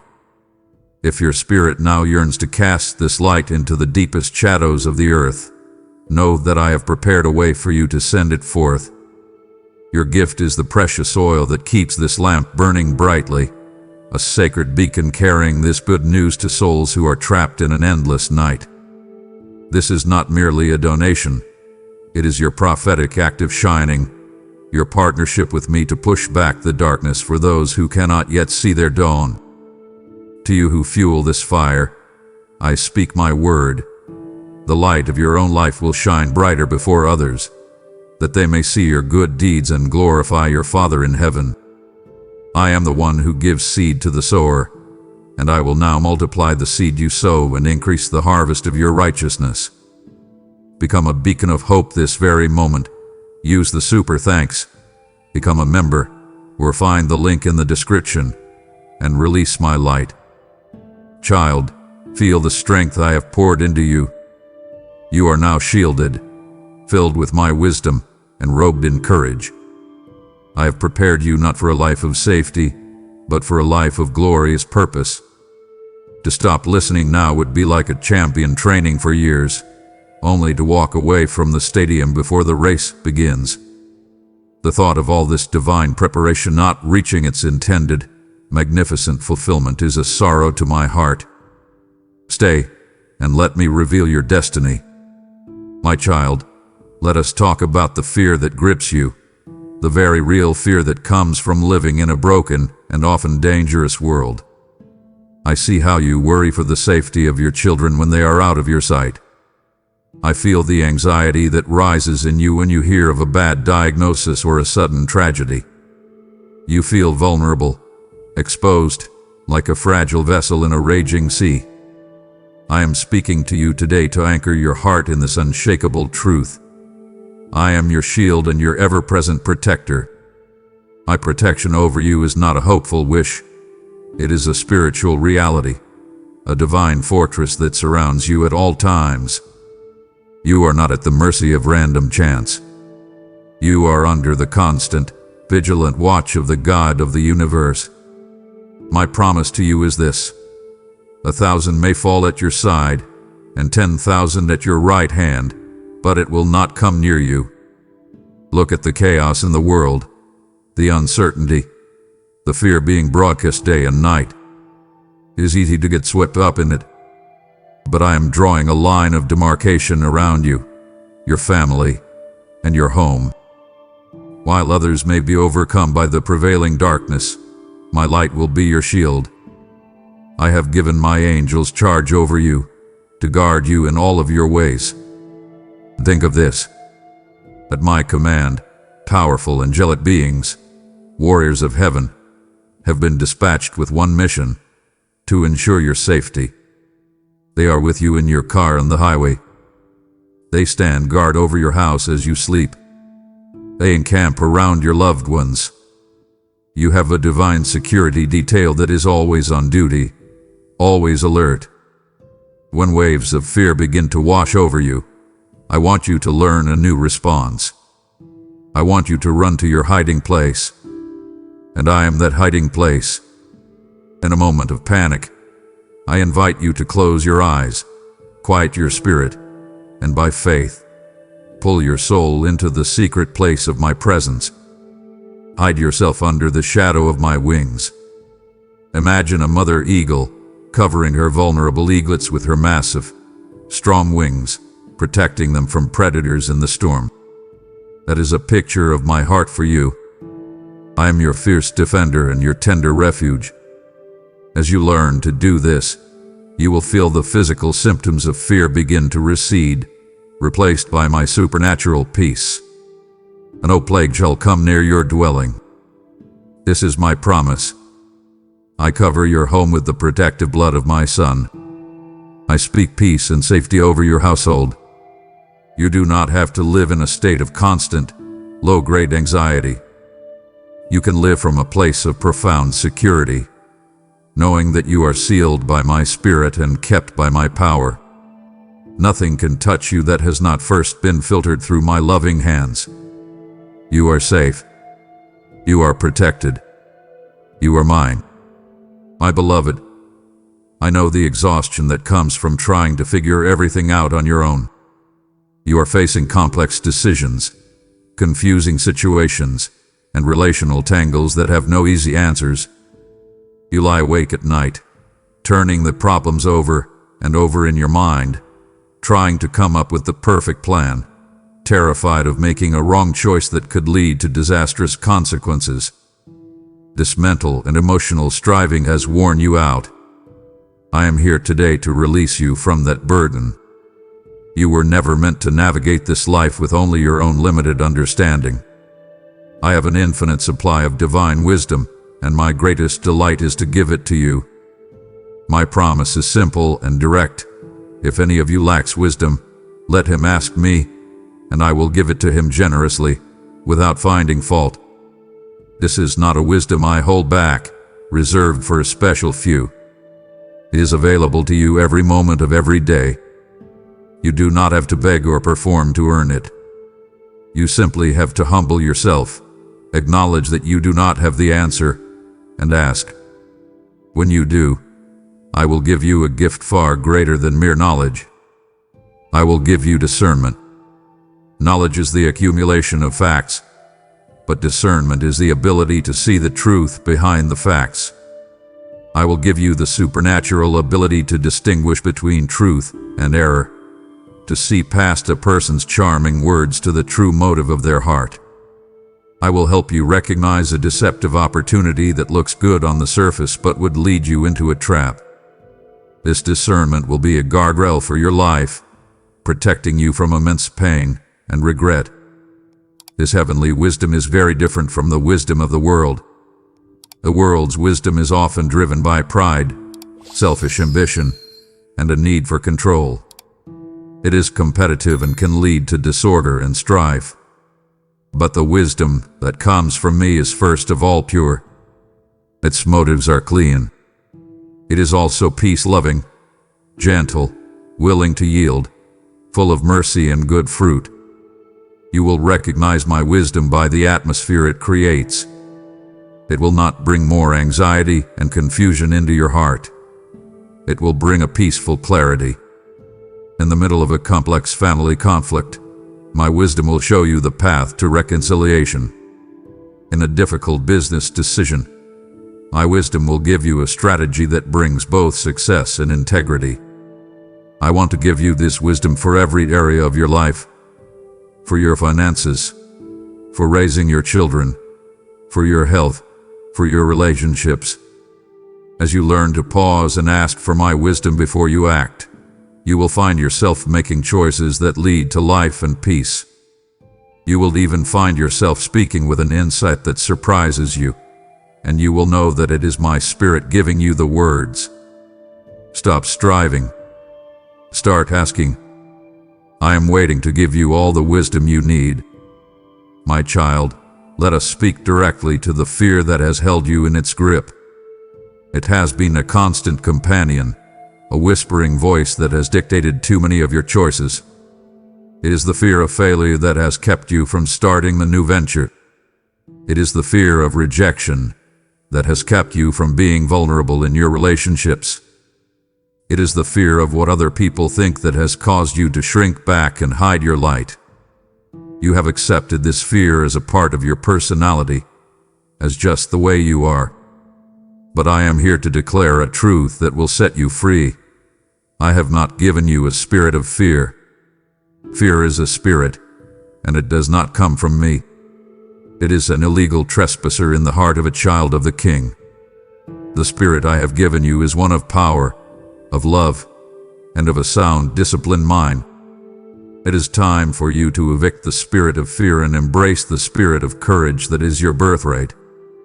My command to you is the same one I have given to my greatest servants throughout history. Be strong and very courageous.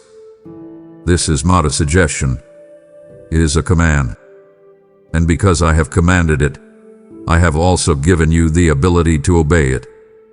You must understand that courage is not the absence of the feeling of fear. Courage is taking action in the presence of fear. I am not asking you to never feel fear again. I am commanding you to no longer allow fear to be your master. Your courage does not come from within yourself, from trying to psyche yourself up. Your courage comes from one simple, unshakable reality. I am with you wherever you go. My presence with you is more powerful than any obstacle that stands before you. Yes, there are giants in the land I am calling you to possess. There is the giant of your debt, the giant of a difficult relationship, the giant of a deep-seated insecurity that has tormented you for years. These giants look intimidating, and they mock you, just as Goliath mocked my servant David. But you will not face them in your own strength. You will face them in my name. The same God who delivered the giant into David's hands is the very same God who lives in you today. My word says that the righteous are as bold as a lion. Think of the nature of a lion. It does not apologize for its existence. It walks with a quiet confidence, aware of its own strength and authority. This is your new spiritual nature. I am awakening the lion-hearted courage that lies dormant within you. The root of your fear has always been a subtle doubt in the perfection of my love for you. You are afraid of failing because you are not sure I will catch you. You are afraid of what others think because you are not fully convinced that my opinion is the only one that matters. But my perfect love casts out all fear. As you allow my unconditional, all-encompassing love to saturate your soul, it will suffocate the very life out of your fears. I invite you now, step into the assignments that have intimidated you. Like the phone call. Start the project. Have the conversation. Your fear will scream that you are about to fail, but my power will lift you up and enable you to do what you thought was impossible. My precious child, do you remember the promises? Do you recall the words that were spoken over you, perhaps years ago, that ignited a fire of hope in your heart?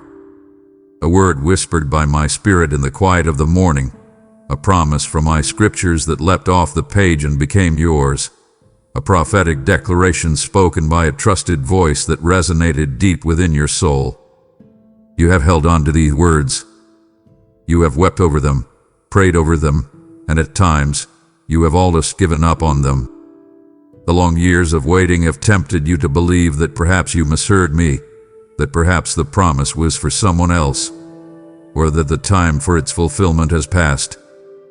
I have brought you here today to tell you with divine certainty, the season of waiting is over. The time for the unfolding of your prophetic destiny has come. Keep your eyes wide open, for you are about to witness my faithfulness in a way that will leave you in awe. The things in your life that have been stagnant and stuck for years are about to experience a supernatural acceleration. Doors that have been bolted shut will suddenly swing wide open. Resources you have needed will appear from unexpected sources. The right people, the divine connections you have been praying for, will be brought into your life. What you have been trying to make happen through your own striving and effort, I am about to bring to pass with the effortless ease of my sovereign power. Everything is converging. The lessons from your wilderness, the strength you gained in your trials, the people you have met along the way, nothing has been wasted. It has all been the intricate and loving preparation for this very moment of fulfillment. Your life is not a series of random, disconnected events. It is a story, and I am the divine author. You have only been able to see one page at a time, and I know many of those pages have been filled with pain, confusion, and unanswered questions. But I see the entire book, from beginning to end. And I declare to you that you have just turned the page into the most pivotal and exciting chapter of your life. This is the chapter where all the previous plot lines begin to come together. This is the chapter that will make sense of all the suffering and waiting. This is the chapter where you, the hero of the story, refined by fire and empowered by my spirit, begin to walk in the fullness of the destiny I have written for you. The fulfillment of these promises does not depend on your own perfection. It depends entirely on my faithfulness. And I am a God who cannot lie. What I have promised, I am not only able, but I am faithful to perform. So let go of your anxiety about how it will all happen. Release your need to control the timing. Your part now is simply to watch, to trust, and to walk in obedience as I open the path before you. Stand in awe as you see the beautiful, intricate, and long-awaited pieces of your prophetic destiny fall perfectly into place. My beloved, we have journeyed far together in this conversation. I have declared your victory, promised my provision, and anointed you for your purpose. But you must understand that all these incredible gifts are not the final goal. They are the pathway to the goal, your ultimate purpose, the very reason for your existence, the activity that will fill your eternity, culminates in this one thing, bringing me glory through a life of worship. You were created, first and foremost, to be a worshiper. When you hear that word, you may think of singing psalms in a church service. I do delight in the songs you sing from a sincere heart. They are a sweet aroma to me. But true, biblical worship is infinitely more than music. It is the posture of your entire life, offered back to me in loving adoration. I am calling you to worship me not just with your songs, but with your very life. The way you handle your finances with absolute integrity, refusing to cut corners even when no one is looking, is a powerful act of worship. The excellence, diligence, and positive attitude you bring to your work, doing it as if you were working directly for me, is a profound act of worship. The patience you choose to show your family when they are difficult, the forgiveness you extend when you have been wronged, these are the melodies of worship that echo loudest in heaven. Your entire existence, my child, can become a symphony of praise, a living sacrifice. This is what it means to be a true worshiper, to willingly place your plans, your ambitions, your rights, and your desires upon my altar every single day, and to say, with a surrendered heart, my God, not my will, but your will be done in and through my life today. This complete and total surrender is the highest and purest form of worship you can offer me. I am teaching you to make worship your first response, not your last resort. It is easy to worship when your prayers are answered and your life is filled with blessing. But the worship that touches my heart most deeply, the worship that silences the accuser and shakes the foundations of hell, is the worship that flows from a heart in pain. It is the worship that says, in the middle of the storm, even if my circumstances do not change, you are still good, you are still holy, you are still worthy, and I will bless your name. This is the sacrifice of praise, and it is a weapon of immense power. It shifts the atmosphere around you from one of despair to one of hope. It lifts your gaze from your problems and fixes it on your problem solver. It is the ultimate act of faith. Do not see your life as a series of tasks you must perform for me. See your life as an altar upon which you can offer me the continuous worship of your heart, your mind, and your actions. This is not a burdensome duty. It is the greatest joy and the highest purpose for which you were created. We are at the very heart of the matter now. Do not let your attention wander. Everything we have spoken of, every promise, every victory, leads to this final, sacred truth. I have shared my strength and my purpose with you, but it is my everlasting presence that will sustain you. To leave before receiving my final, unbreakable promise would be a wound to my heart. It is the seal upon everything. Stay and receive it now. My child, in order to fulfill the great purpose I have for you, I must now impart to you the most essential element of my being. I must give you my heart. You cannot do what I have called you to do with your own limited human love.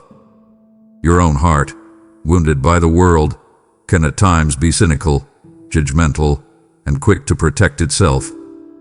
But I am performing a divine heart transplant within you today. I am taking out the stony, hard parts of your heart and giving you a new heart of flesh, a heart that beats with my compassion and my love. I am inviting you to feel what I feel when I look upon a broken and hurting world. I want you to see people not through the lens of their flaws and their sins, but through the lens of my boundless love for them. I am placing my mantle upon your shoulders, the warm, heavy mantle of divine compassion. You can have faith that moves mountains. You can have all knowledge and understand all mysteries. You can even give everything you have to the poor, but my word is clear. Without love, you are nothing. Love is the ultimate measure of your spiritual life. It is the one thing you will carry with you into eternity. It is the greatest commandment, and it must become the defining mark of your life. The world is skeptical of religion and theology, but one thing it cannot deny is the power of authentic, unconditional, self-sacrificing love.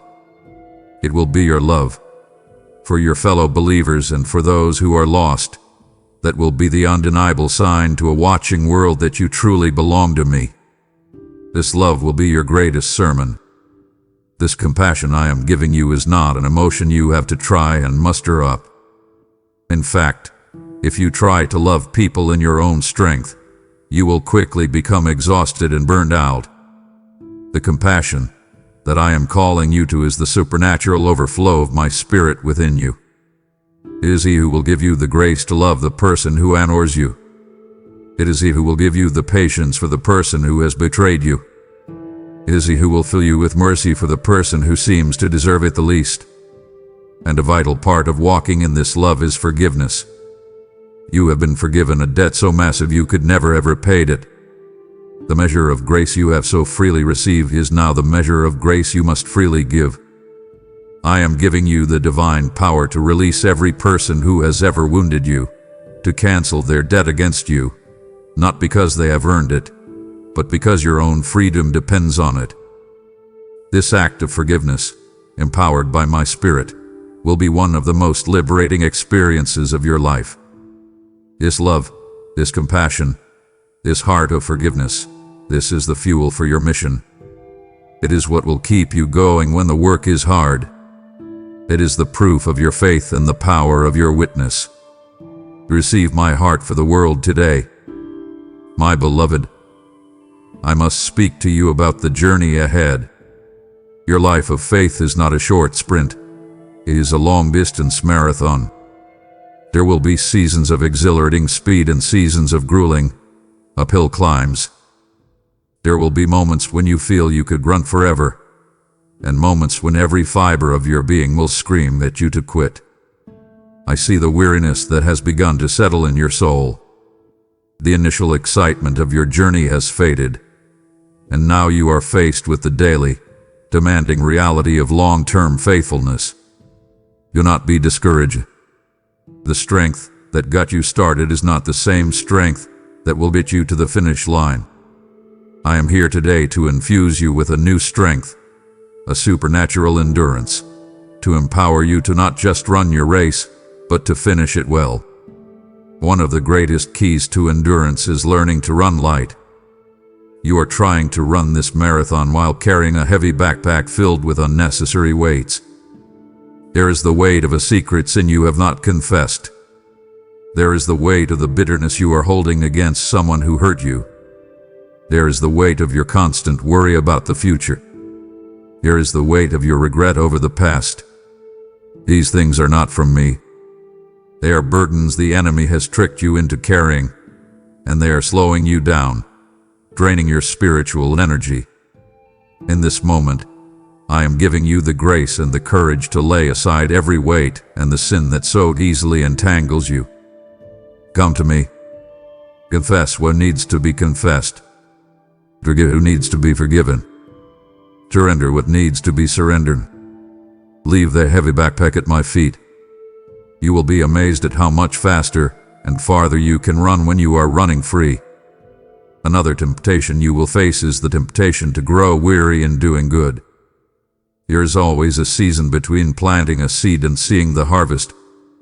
You have been planting seeds of faithfulness, of prayer, of kindness, of integrity, and you look at the field of your life and you do not yet see the fruit you were hoping for. The enemy whispers to you, "It's not working. Your efforts are for nothing. You might as well give up." Do not listen to him.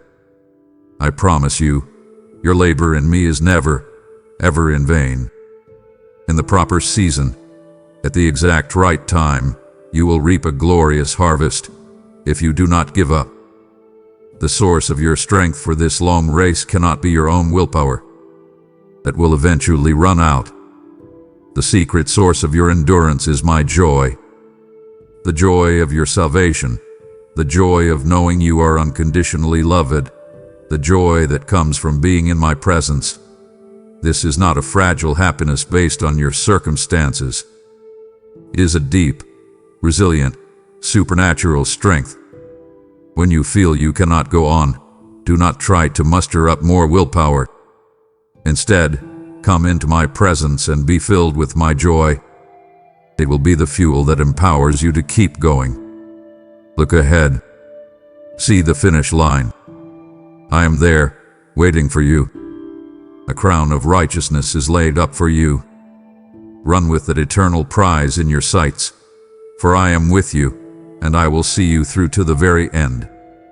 My child, you have often wondered if your life truly matters.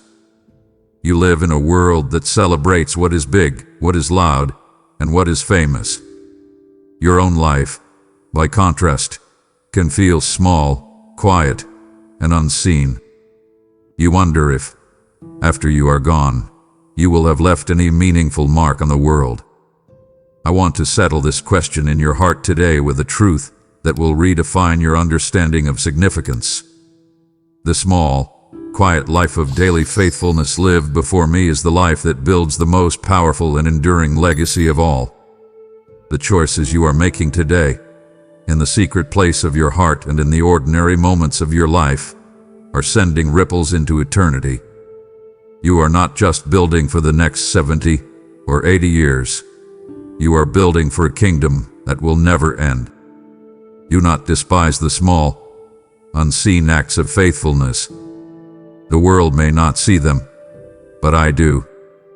And in my kingdom, they have immense weight and glory.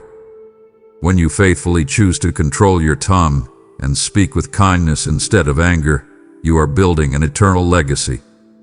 When you faithfully manage your money with integrity and generosity, you are building an eternal legacy. When you faithfully spend time teaching your children about me, when you faithfully pray for a friend in need, when you faithfully do your work with excellence as unto me, you are laying stone upon stone in the construction of a great and beautiful cathedral of a life that will bring me glory for all time. You believe legacy is having your name on a building. I tell you that true legacy is having your name written in my book of life, with notations beside it detailing your countless acts of love and faithfulness. Your life of faith is creating a path for others to follow. You are leaving spiritual footprints in the sands of time. Years from now, someone will be facing a similar struggle to the one you are in today, and they will look at the story of your life, at how you persevered, at how you trusted me through the storm, and they will find the courage to keep going. They will say, if God did it for them, He can do it for me. Your life is becoming a signpost of hope, and your legacy will extend to your own family for generations to come. The chains you have broken through your faith will not be passed down to your children. The blessings you have walked in through your obedience will flow down your bloodline. You are changing your family tree forever. So, stop measuring your life by the world's broken ruler. Stop seeking the fleeting approval of people. Live your life for an audience of one. Live for the applause of heaven. For on that final day, the only thing that will matter is hearing me say those precious words, "Well done, my good and faithful servant. You were faithful in the small things. Now come and share your master's happiness." That, my beloved, is the only legacy worth living for. My child, we have come to the final and most crucial part of our conversation. Everything that you have received, the freedom, the new identity, the victory, the peace, the love, was never intended to terminate with you. You have been rescued for a reason. You have been healed for a purpose. You have been blessed to be a blessing. Now that you have tasted and seen that I am good, you are commissioned by me to share this good news with a world that is starving for it. This is not a burdensome duty I am placing on you. It is the most joyful and natural overflow of a heart that has been truly transformed. When you find a cure for a deadly disease, you do not keep it to yourself. You run through the streets, sharing it freely with all who are sick. You have been given the cure for the sickness of the human soul. Now go. When I say, go into all the world, you may imagine distant countries and foreign languages. And for some, that is their calling. But for you, right now, your world is much closer. Your world is the person in the next cubicle at your office who is drowning in anxiety. Your world is the parent at your child's school who is hiding the pain of a broken marriage. Your world is your neighbor who is battling a secret addiction. Your world is your own family member who knows about me but does not truly know me. I have not placed you in your current life by accident. I have strategically positioned you to be a beacon of my light in the specific sphere of influence I have given you. You do not need a pulpit to preach. Your life is your pulpit. You may be thinking, but I am not a theologian. I don't have all the answers. What if someone asks me a question I can't answer? My child, I am not asking you to be a perfect scholar. I am asking you to be an authentic witness. The most powerful tool I have given you is your own story. You do not need to argue theology. You simply need to tell people what your life was like before you truly surrendered to me, how you came to know me in a personal way, and how your life is different now. And no one can argue with your personal testimony. It is the undeniable evidence of my redeeming power. Be my hands by showing practical kindness. Be my feet by going out of your way to help someone in need.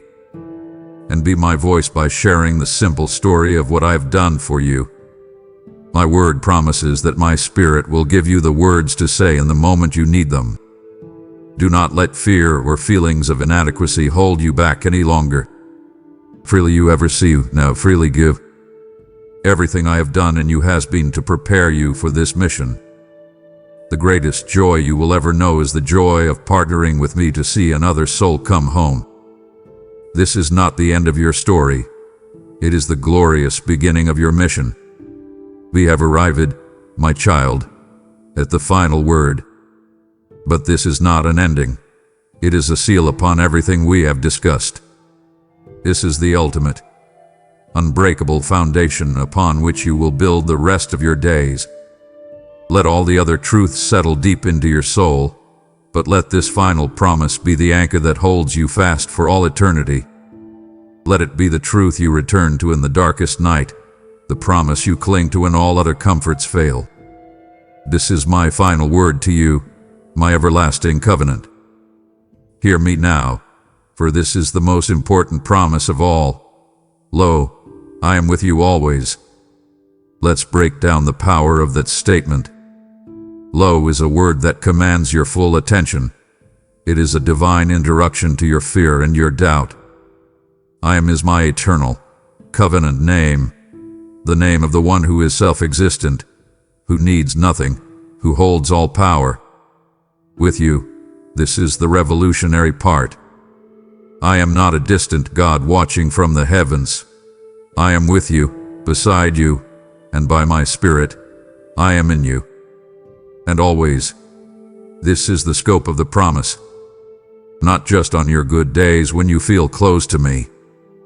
I am with you on your worst days, in the middle of your failure, in the depths of your doubt, in the agony of your pain.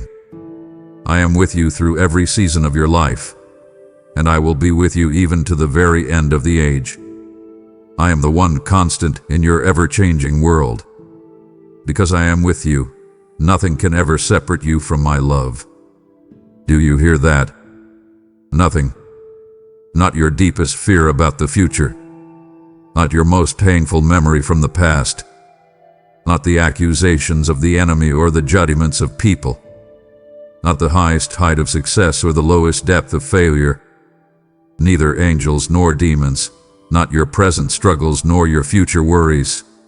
Nor anything else in all creation has the power to build a barrier between your heart and mine. My love for you is not a fragile emotion based on your performance. It is the most powerful, persistent, and foundational force in the universe, and it has claimed you as its own. People will leave you.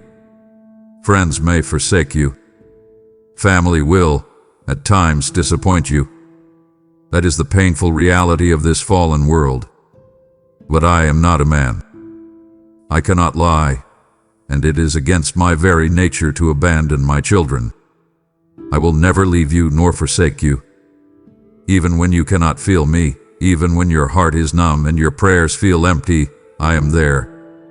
My promise holds you fast when your feelings fail. You are my work in progress, and I know that you often grow frustrated with your own imperfections. with the slow pace of your spiritual growth. Rest in this truth. The one who began this good work in you will be faithful to bring it to completion. Your ultimate transformation does not depend on your ability to hold on to me. It depends on my power to hold on to you. I will finish the masterpiece I have started. And remember, this world, with all its beauty and all its pain, is not your final home. You are a citizen of heaven, here on a temporary assignment. I am preparing a place for you, a home where every tear will be wiped away, where there will be no more pain, no more striving, and no more sorrow.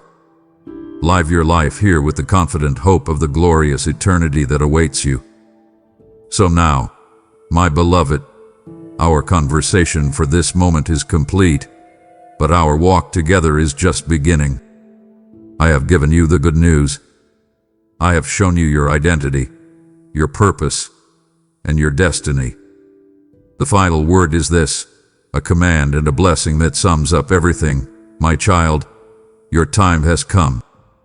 I have commanded you to walk in it. If your first desire in this new season is to obey, to take a tangible step of faith that proves your readiness, then I am calling you to clear the path for the millions behind you who still need to hear this same good news. Your act of giving is the first fruit of your new harvest, a powerful seed of obedience that will break open spiritual ground for souls you will one day meet in eternity.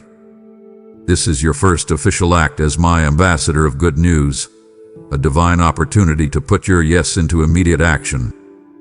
To you who obey me in this, I declare my promise from Malachi. Test me in this now and see if I will not throw open the floodgates of heaven and pour out so much blessing that you will not have room enough to store it. I will see your faithfulness and rebuke the devourer for your sake, protecting the fruit of your land and the work of your hands. Prove your faith now. Sow your first fruit seed through Super Thanks membership or the link in the description and begin your commission walk today. My child, do not let this sacred moment fade into silence, for the heavens have declared your new season and are waiting for your response. To seal this word in your heart and proclaim your entry into this promise, let your hands become instruments of faith. Go to the space below and write this powerful decree for all to see. My time has come, and I receive this good news. This is more than typing words. It is you planting your flag of victory in the soil of your destiny. Let your declaration rise as a testament, silencing every echo of doubt, for I am watching over my word, spoken through you, to perform it.